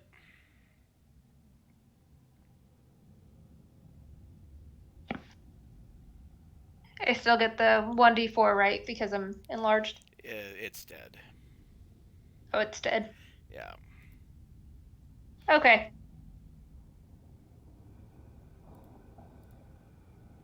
Yay! Huzzah. I contributed something. Alright, anything else? Say movement.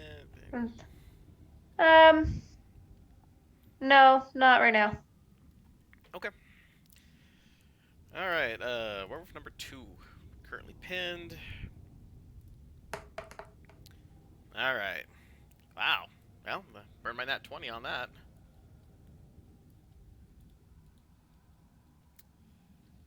Last werewolf, no longer prone.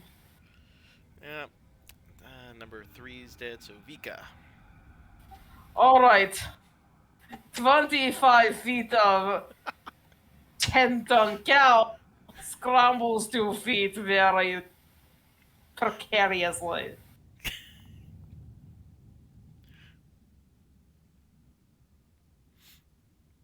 There it is. Alright. Vika picks up silver toothpick and will stab. Which one? You are surrounded by a lot. I am Yeah. surrounded by all of them. Which one is the one that most people have been hitting? Even knowing more, is it 4? Let's see here. Right now, yeah, 4 is probably the most damage right now. And Vika will stab werewolf number 4. Let me step.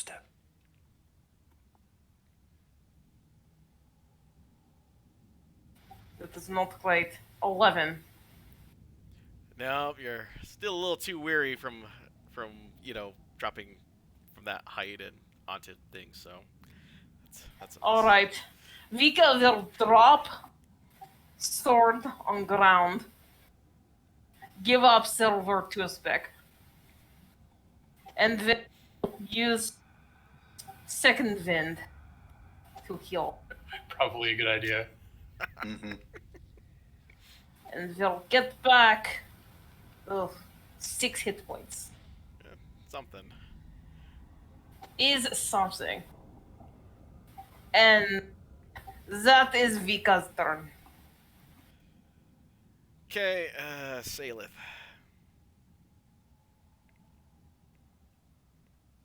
How's that cantrip looking? Pretty hot right now, honestly. We'll pick on Werewolf too because it can look at me in a bad way that I don't want it to. I will cast Toll the Dead. Okay, is that wisdom? Correct. 17. Fantastic. I should have cast Ray of Frost like I planned to. Okay, I can't really move safely, so that's gonna be my turn. Oh, okay. Yeah, that's my turn. Okay, so we're on werewolf number 4. Which one's that? Okay. Oh, crap! It's got advantage too. What has advantage? Werewolf 4 because it's got someone behind you. Oh, lovely. Well, is their problem if they knock me out and I cross them again? Well, that's not gonna work. Let's try with the claws. Oh, Don't fall on me. that one's gonna hit. At least it's not another hit. 7 points of slashing damage. Still alive. Yep. Alright, that's all it's gonna do. Quinn. All right, I am going to run over here, and I'm going to power slide down next to Vika and grab the sword that she dropped. Like this power slide. All right, so I just run over, and I'm going to slide and grab the sword, and then I'm going to jump to my feet, and number 5, I'm going to stab him with the fucking silver sword. Okay. Do I have a thing? Okay, give me 1 sec.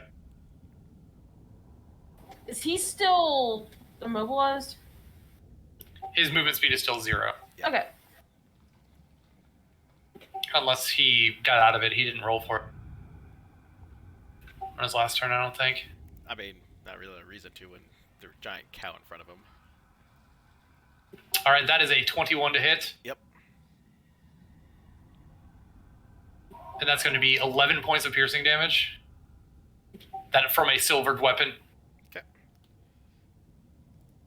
And then I'm going to, with my other hand, with my hand crossbow that I had hit with the Crimson Rat last turn, I'm going to shoot him in the face, point blank range. Pow!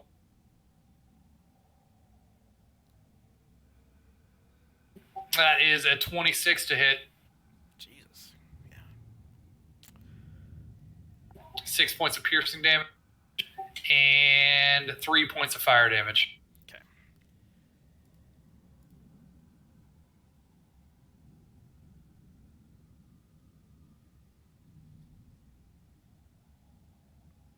And I'm holding the silver sword menacingly at him. All right. Out of curiosity, the gentleman who I was speaking to at the very beginning, the one with the furs and what have you, who was referring to the others as his boys, which one was that? That was werewolf 1. Ah. You know, the first one to go down. Dead werewolf. Which one was birthday 15-year-old boy? Yeah, whose birthday was it? Anything else from Quinn? That is all for my turn, but whose birthday was it? We'll just say it was number 5's. Why not? Okay, excellent. I'm stabbing on him. Happy birthday. Your present was not getting crushed. Your birthday present was getting silvered in the fucking face. Well, you did say it was going to be his last birthday. Oh yeah. Ouch. And I know you had the power of foresight. Lyndon, Quinn's go. turn done. All right. Well, I'm just gonna keep up my psychic barrage. Have any of these other ones been hit? Number 4 or 2 or 6? They've all been hit at some point. Okay.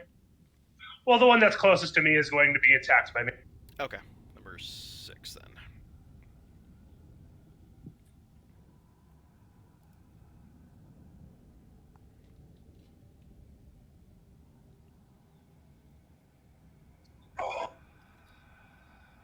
All right. Well, that's going to hit. 19 hits. Yep. And I'll roll my sneak dice with this one here. Okay.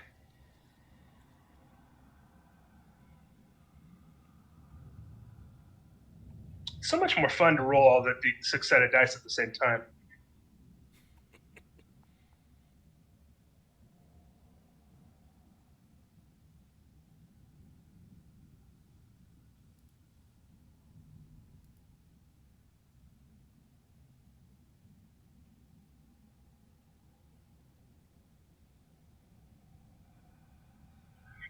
So this is 10 psychic damage then. Okay. And then my bonus action for my offhand attack.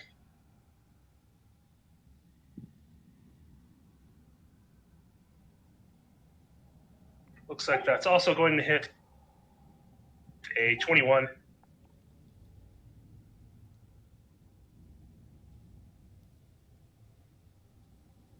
Just another 4 psychic damage. Okay.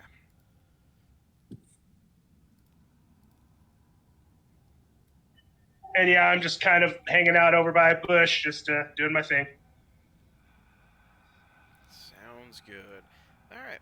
Wolf number 5. Oh, that's one that Quinn stabbed. Didn't take too kindly to that. So, gotta take a bite out of Quinn, or try to. Oh, yeah. 22. So, Quinn needs to make a con saving throw. You said that was on Quinn? Yep.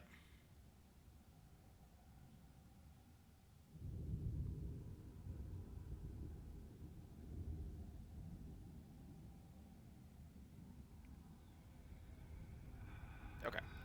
Yay, Quinn's not succumbing to werewolfness. So 14 good. Yep, you're good there. And then that is going to be 6 points of piercing damage. And then, Ow. oof, 19. That's going to hit. And that's going to end up being 6 points of slashing damage from his claws. Ow. Thankfully, that's all I can do. Parrot. Okay. So assessing the field. So we've determined werewolf 4 looks like it's hurting the most currently now.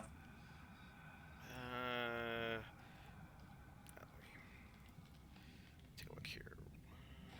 So it's 2, 4, 5, 6. You can kind of look at 5 and 6 being pretty much having similar damage done to it at this point. All right. Well, since 5's closer to my range, not that this really matters, I'm gonna go for 5. Okay. I will move my hex over though, so it's on him with my bonus action first, and then that's gonna hit 24 to hit, and 13 points of force damage, 2 points of fire damage, and 5 points of necrotic. And it drops. And that's my turn. Alright. Werewolf number 6. Let's see here. Let this dice determine. Okay, it's gonna stay on Beacon then. Alright. It's got advantage because it's still got flank. Oof. That one, no good. Wow. Okay, so no bites. How about claws? Yeah, either way I'm hitting, so... Oh, low damage, though. So, 5 points of slashing damage to Vika from the werewolf behind it.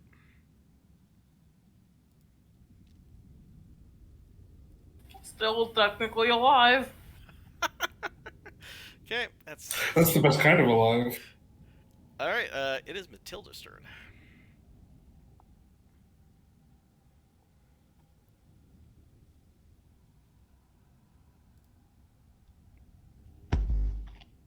So I'm gonna hit the one that's on the I guess the bottom of Vika.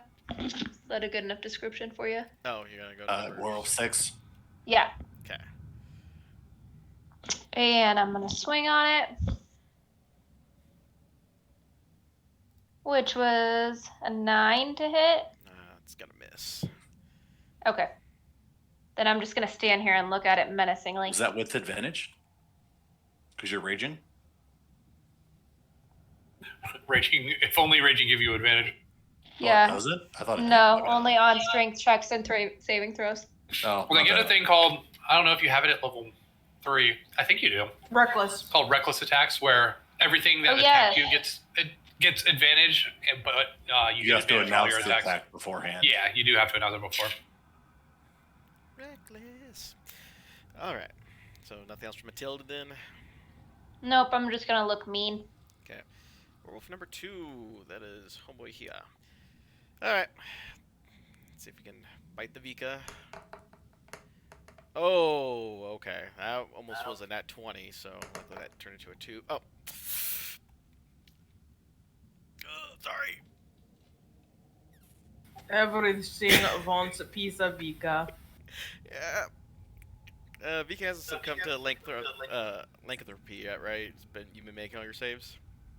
I've been making all my saves, yes. Yeah, well, gotta try to do it again. 10. That one will fail. That's a fail. Fantastic. Double furry. Double furry. That's gonna be 6. So, 6 damage. 10. Oh, 10. Yeah. Vika is down. Alright, you gotta fall forward or backwards? Your call, DM.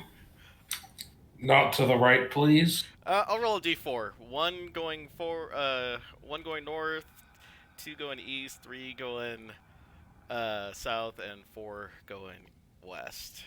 I love this plan. This is going to grow great. Oh, crap. Salith, I need you to Okay. No. Make a what? Dex save? Yeah, dex saving throw. Alright, let's go. Oh, 22, that's what we like to say. Yeah, you're good. Go ahead and move your character 5 feet forward, I guess. Just out of... So I would land about there, and Yeah. there we go. Alright. That was werewolf number 2. 3's done. Vika, go ahead and give me another roll the dice.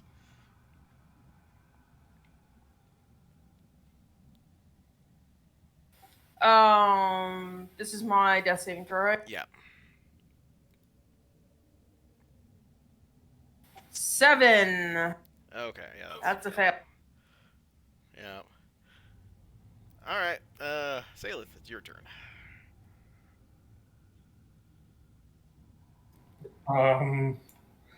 I will. Hold on, I think I have a little bit of a last ditch effort here.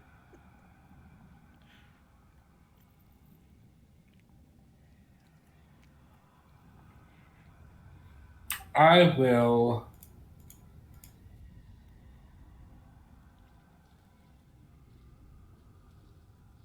I will quicken spell spare the dying on Vika and and cast Ray of Frost on the one in front of me.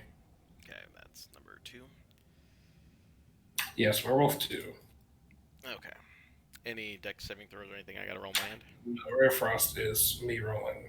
Okay. 24 to hit. Yep. So I am no longer making saving, but I am Correct. The take that 1 frost damage. How about that? Yeah. How about that?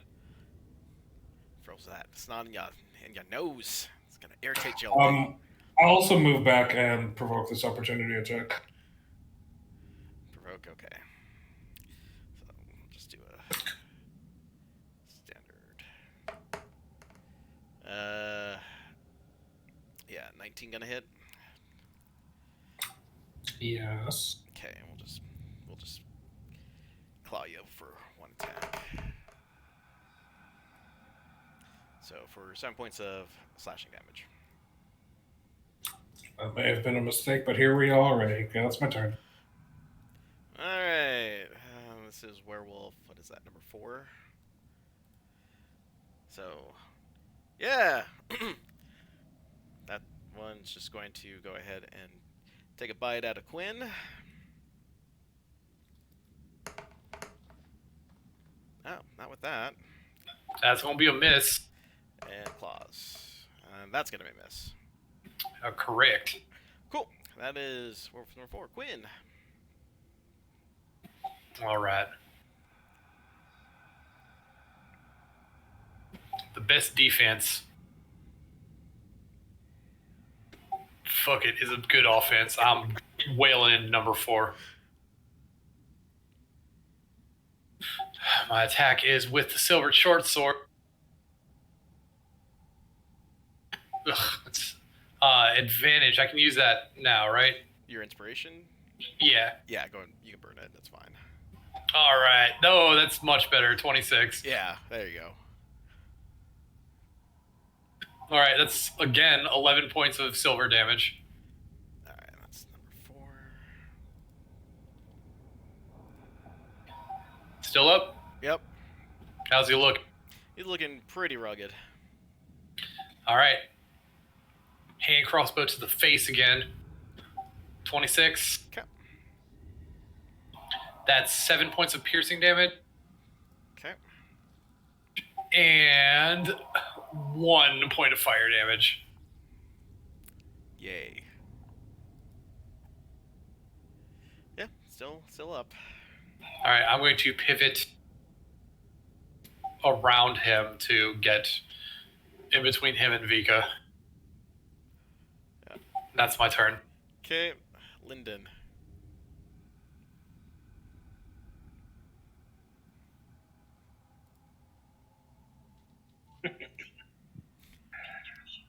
Oh, just a little bit more of the stinging sensation to your brain, werewolf boy. Same one, number 6. Okay. The one by Matilda and Vika.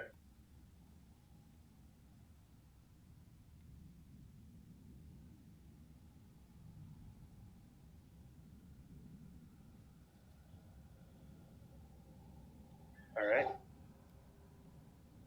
Well, 19 definitely hit. Yep.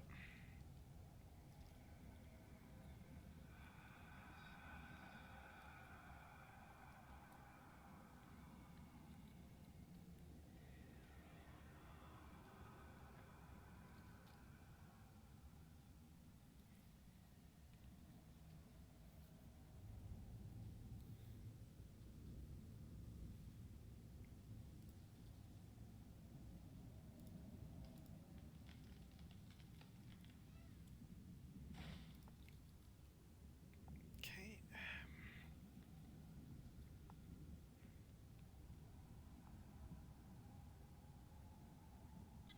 Oh, snake eyes, no. Oh, never mind. All right. So 12 damage. So 12 psychic damage on that attack. Okay.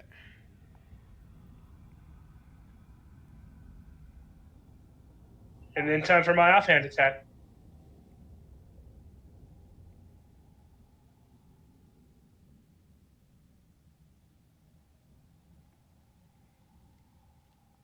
Ooh, I'm not sure if this hits. A 12?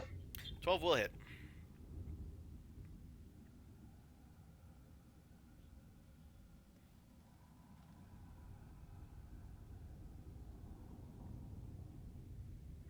All right, that's another 6 damage. Okay. So I guess 18 psychic damage to that werewolf this turn. Okay. I continue to torment him with the tentacles. I seem to be enjoying this a little bit more and more. Gotcha. Anything else? That's it. I think I'm just staying back here, staying away from everything else.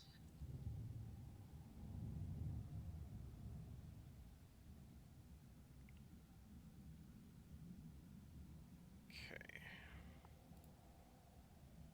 Alright. So he should be. Okay, so number 5's dead. Parrot. Alrighty. So I guess I'll work on Werewolf 4 some more. Yeah. Okay. Moving Hex over to Werewolf 4. Or no, I guess that wasn't working. That one before. Anyway, moving Hex over. And then more Eldritch Blast. And that's... Oh, that barely hits 12, right? Yeah, you barely nicked him, yeah. Okay. And that is 11 points of force, Okay. 2 points of fire, and 5 points of necrotic. Alright, he falls over. 4 is dead. Just because, for whatever reason, this seems to be working, I'm just going to move over like this. And that'll be my turn. Okay, so then we have number 6. Let's see here. Let's roll the dice, see where he would go. Alright, I guess he sticks with Matilda. Okay. 17 hit Matilda. Absolutely. Carl. Oof. Alright, that's 8 points of piercing damage. So half of that, so just 4 for you. 4. And that's definitely hitting. And 23. So that's going to be... Oh, that's not bad. It's going to be 5 points of slashing damage. So half down 2. Okay. Alright, well, that's his turn. Back to the top to Matilda. I'm gonna hit him back. As you should.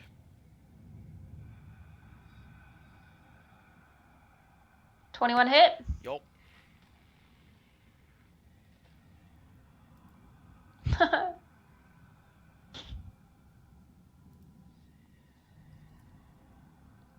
10 damage. Okay. That's all. Okay. Alright, so then we got werewolf number 2. Vika, let's see. I guess we can just go spear. Gonna attack Quinn with the spear. Not with that. And definitely not with that. Wow, every time I try to attack Quinn, it seems like I just roll single-digit numbers, so... Also, fun fact, doing some research into it, I have the highest armor class. Oh. Groovy. So, He does. Vika's turn, and... Because unconscious. Yeah, But not, stable. Yeah, stable, but unconscious. gotcha. Alright, Salith. Sales is Sales is going real hard with these fucking cantrips. We send 1 ray of frost again. I rolled damage first by accident, but it was 8, so let's hope this goes well. 23 Yeah. to werewolf 2. I'll move up in case I need to get her on Vika's body. Sure. So that was 8 points of frost damage. Yes. Alright. Oh, real quick, he just messaged me and said he just got home and is asking how much D&D is there left. There's even kind of a point to him coming in, I guess. I don't know. He can come in at the end of the encounter, and then we'll do one last thing, because you guys only have these 2 things left. And then I'll give you a quick thing, and then we'll just end the session there. So he can come in and watch you guys kind of just finish off these werewolves. All right. Anything else from Salith?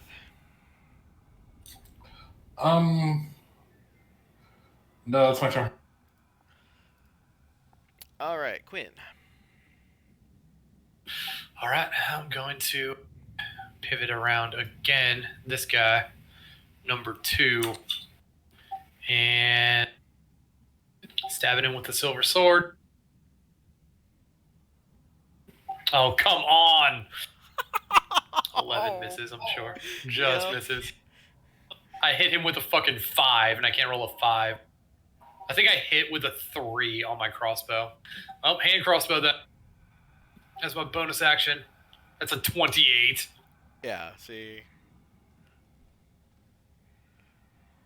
That deals 10 points of piercing damage and 2 points of fire damage. Okay. That's it. All right, Lyndon. All right, so just popping my head over, and gosh, by now we've got to be finishing this one off.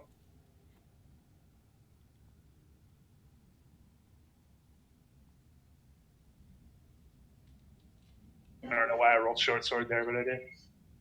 That's probably why I'm going to miss. Yep.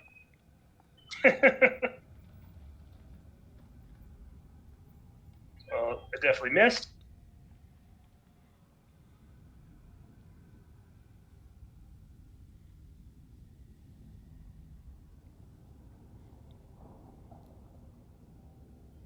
My offhand.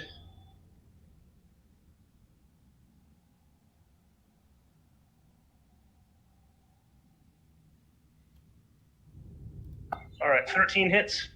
Yep.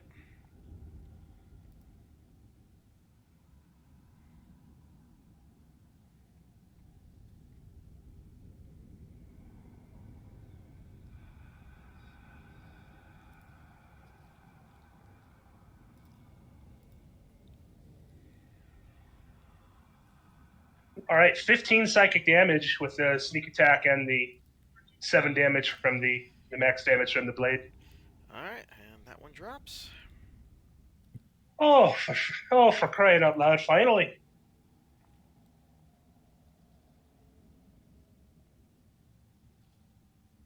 And I'll move up a little bit over here just to kind of.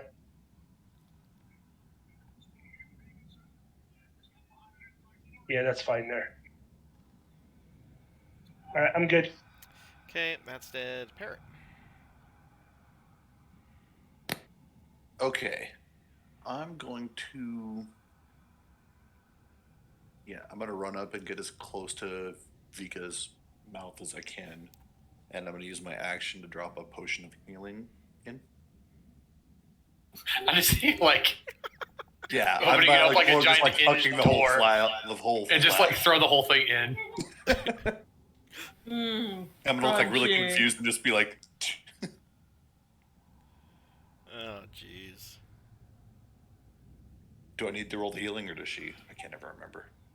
It doesn't matter. It's just whoever wants to roll the 2d4 plus 2. You got it? You want me to do it?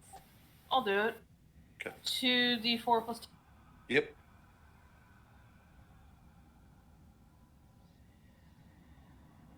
Alright, that's 9 points of healing. Wow. It lives. And just for shits and giggles, I'll throw my X over there and put strength on it. Okay. On the last one. That's my turn. Okay. Werewolf 6 is dead. Alright, back up to the top to Matilda.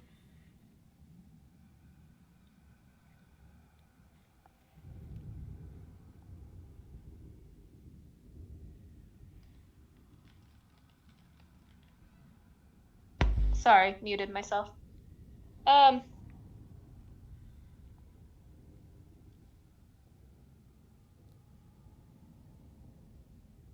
So they're all dead except the one that's like right in front of Vika, right? Yeah.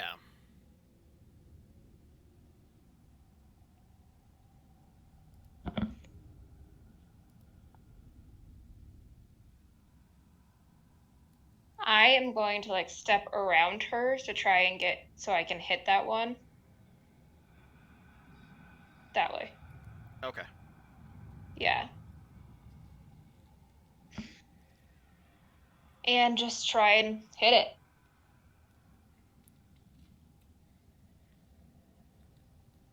$17 hit. Yep.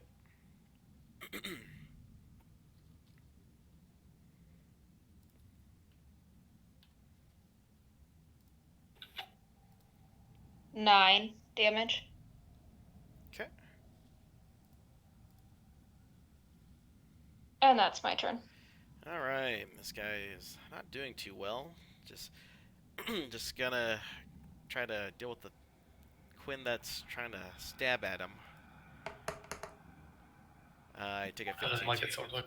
15's probably not 15 gonna, misses. yeah, and then a claw attack. And 11's gonna miss. So that was okay. Vika.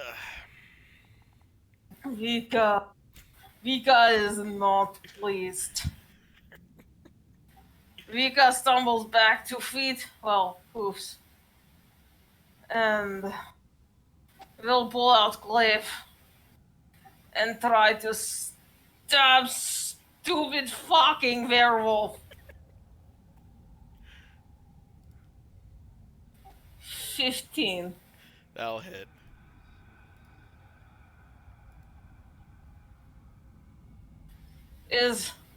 Oh, wait. Is 14 damage. Alrighty. Is still up. Yep, still up. Will use a bonus action to try to knock away 10 feet with horns. Hammering horns. Is strength saving throw 15.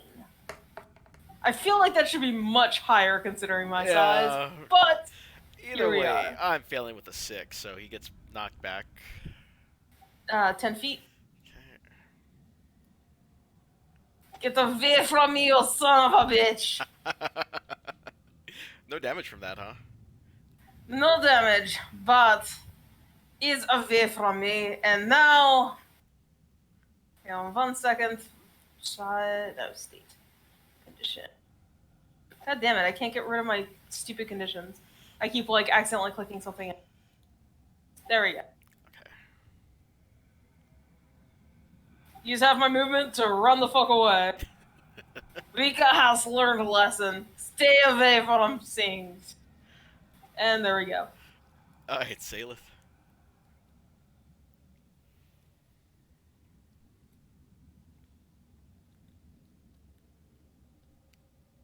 Cantrip time. Push to talk.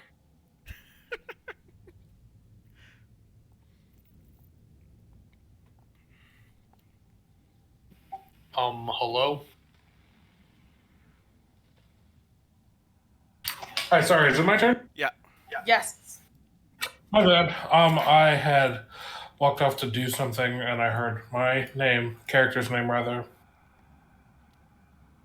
I will Ray of Frost. Werewolf 2's the only one left. Yeah, this poor sap number 2. No, we're gonna believe in Toll the Dead once more, although it hasn't done damage like ever. DC 15 wisdom save. I fail.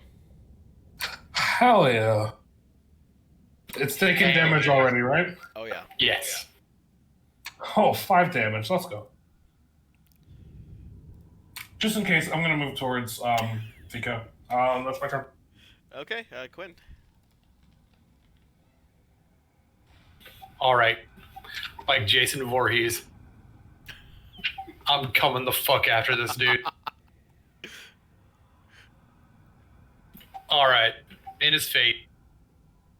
Silver short sword.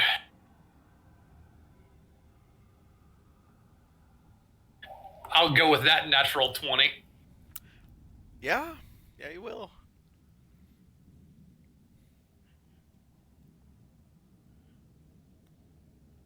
2 6s, 17 points of piercing damage.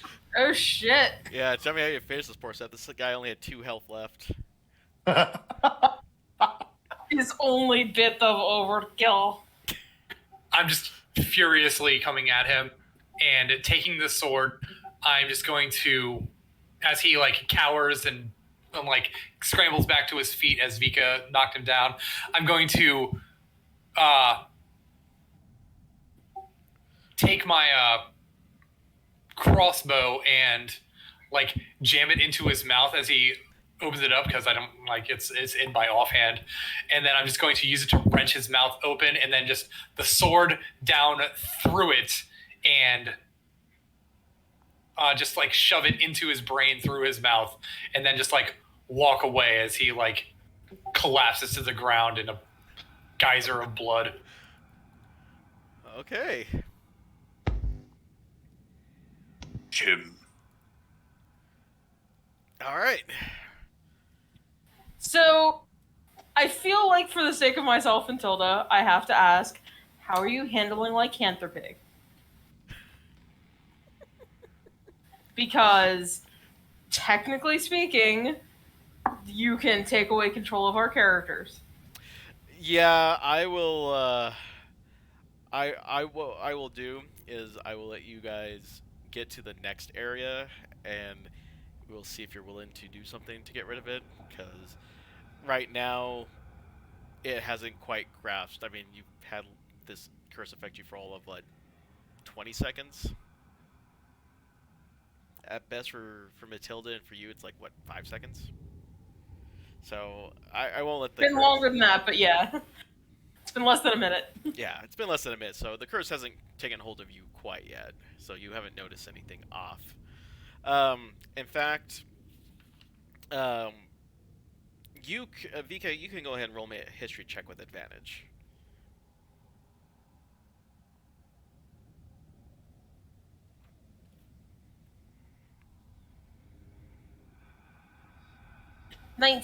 You know that through stories that you've heard from Quinn and other hunters, you know that this curse will take a little bit of time to actually start seeping in and start taking control. So you still have a little bit of time before that, so you're not in immediate danger. You're not in immediate danger to the rest of your colleagues at this point, but you do know that you probably should take care of this probably before nightfall at some point. Alright, this is bad. Have been bitten by very obnoxious little puppies. We need to do something about this. Also, can somebody else be the one who keeps passing out next time? Is less fun than looks, even if I apparently am crossing things. Well, Vika, look on the bright side of things. We actually came here to look for werewolves, and we found them. So, I mean, there is a bit of a bright side to everything that we came here to do, what we meant to do. We did make one werewolf very, very unhappy on his birthday.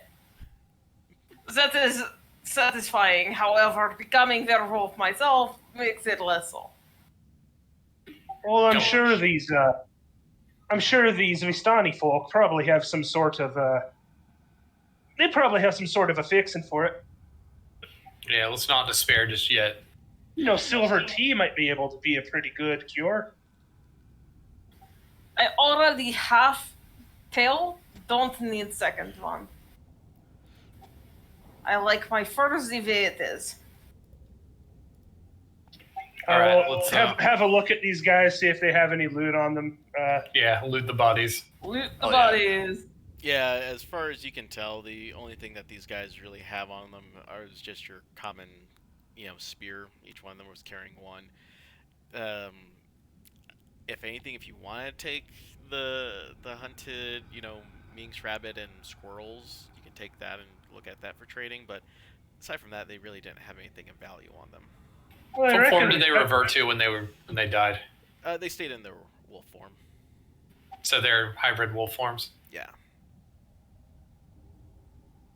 I reckon we should probably take their heads. Maybe they can use them as a camp.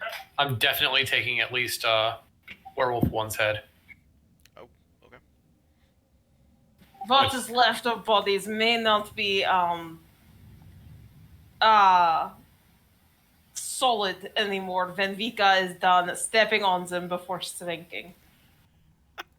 They are Just to- meat paste. And just to be clear, I'm not wanting to take them or anything because I want to eat their brains or something. I just want to be perfectly clear as more of a trophy or trade thing. No, before you say this, I did not worry that you were thinking of eating brains. Now, however, is concerning.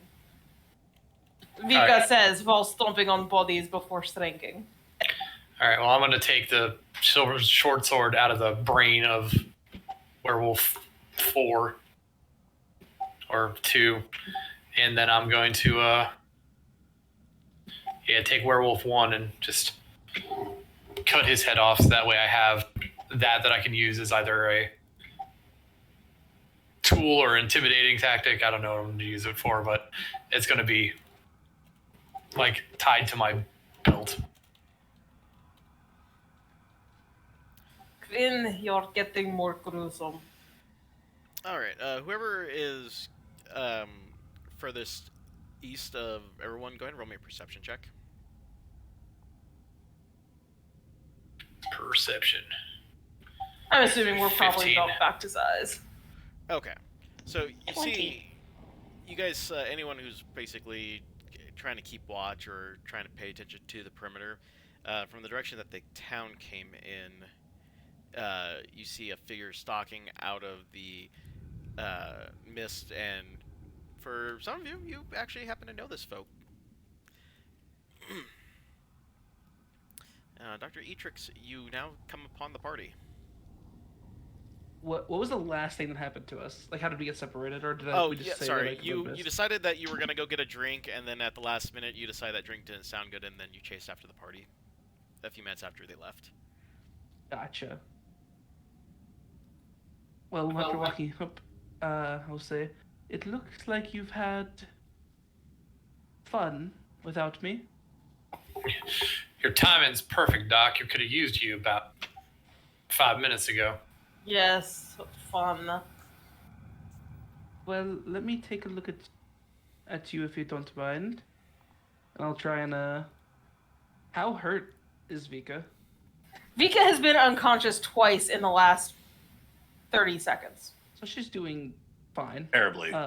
This is normal for her, but doesn't mean it's okay. I will pull out a potion of healing and hand it to her. Perhaps save we can take rest, yes? Yes. Please. It is better for you to hold on to until the next time I am unconscious and need someone to shove one of these down my throat. Trust me, it will happen. Quickly. I'll look around at all the pasted bodies, and I'll lean over by this one and I'll pull out a little notebook and start taking notes. Just not saying anything.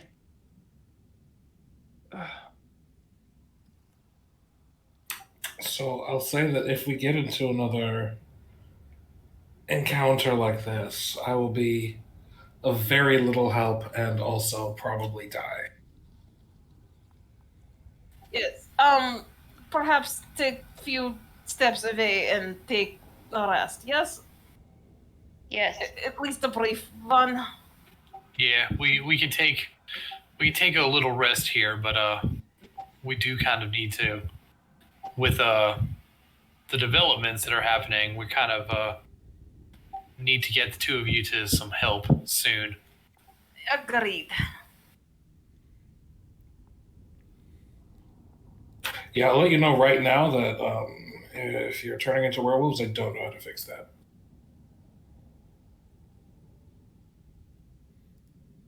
Other than positive attitude and hoping it doesn't happen.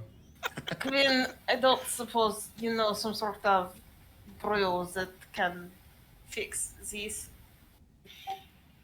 Nothing advanced enough to be able to take care of that now. Quinn, if I do something, if I become monster, You will kill me. I'll have to, won't I?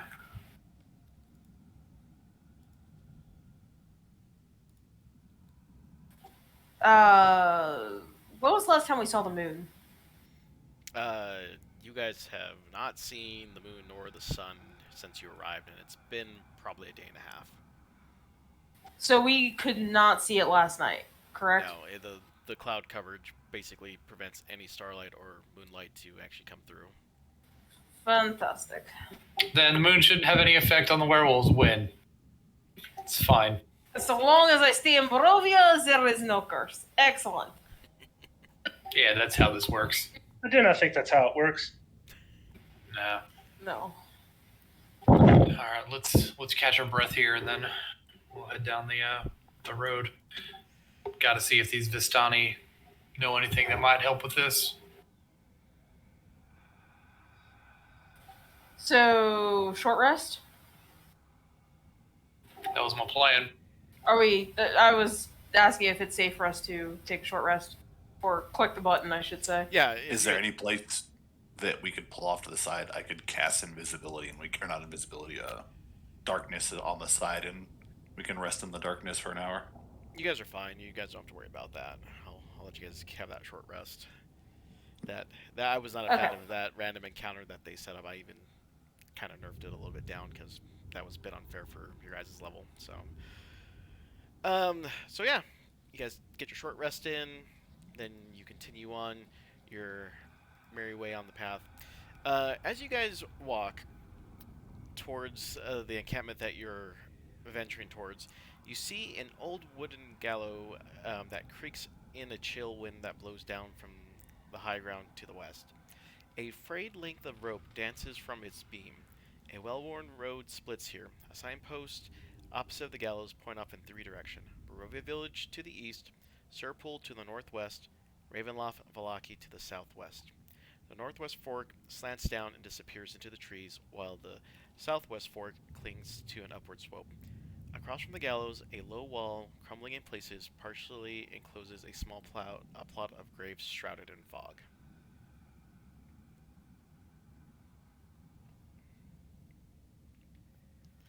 So we can go, well, obviously not east. That's where we came from.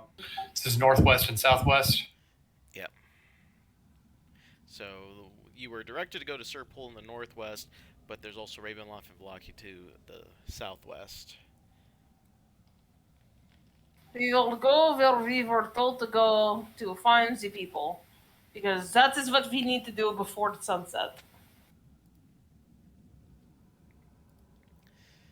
Okay. Oops. I did not want to close that tab. Alright. I need to roll me a d8. Who's third on this list? Okay. So as you guys are looking around the encampment, sorry, not the encampment, but as you're looking around the gallows, you, with the exception of Vika, for a brief moment, you see pretty much a great humanoid figure that ends up kind of just vanishing into dust as you guys just look upon it. However, for Vika, you see yourself in the gallows. I see myself in the gallows. Yep, you hear. Yep. It better be a pretty steady gallows. Yep. I am normal sized again. Yeah, You're still a minor. normal 8 feet tall. It's fine. Yeah.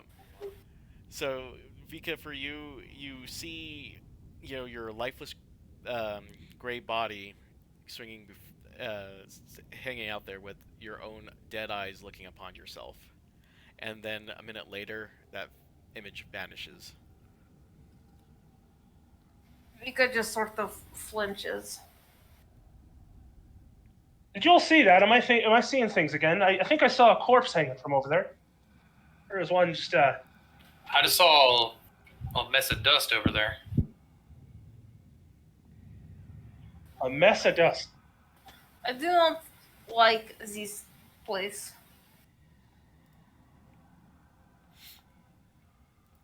Alrighty. As you guys continue on and venture forth, As you continue on the road for the place that you were heading towards, you end up hearing from a short distance in front of you a small group of people, and the mist starts fading, and you happen to find upon yourselves a small encampment on the banks of the river. And I will have you guys go into this map, and that's where we'll end tonight. Is you've finally made your way to the Sarpool camp, and this is where we'll probably do our lore session, because I did not expect that encounter, nor was I expecting it to take that long. So that's it for tonight, unless you guys have any questions, concerns, or comments.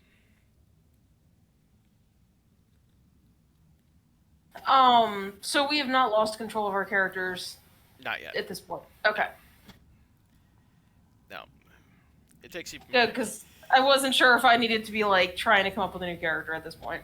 No, not at this point. You guys are okay for the moment, at least. It takes you maybe about another additional, I would say, hour and a half to reach the encampment. So you're fine. Okay. So it's like noonish.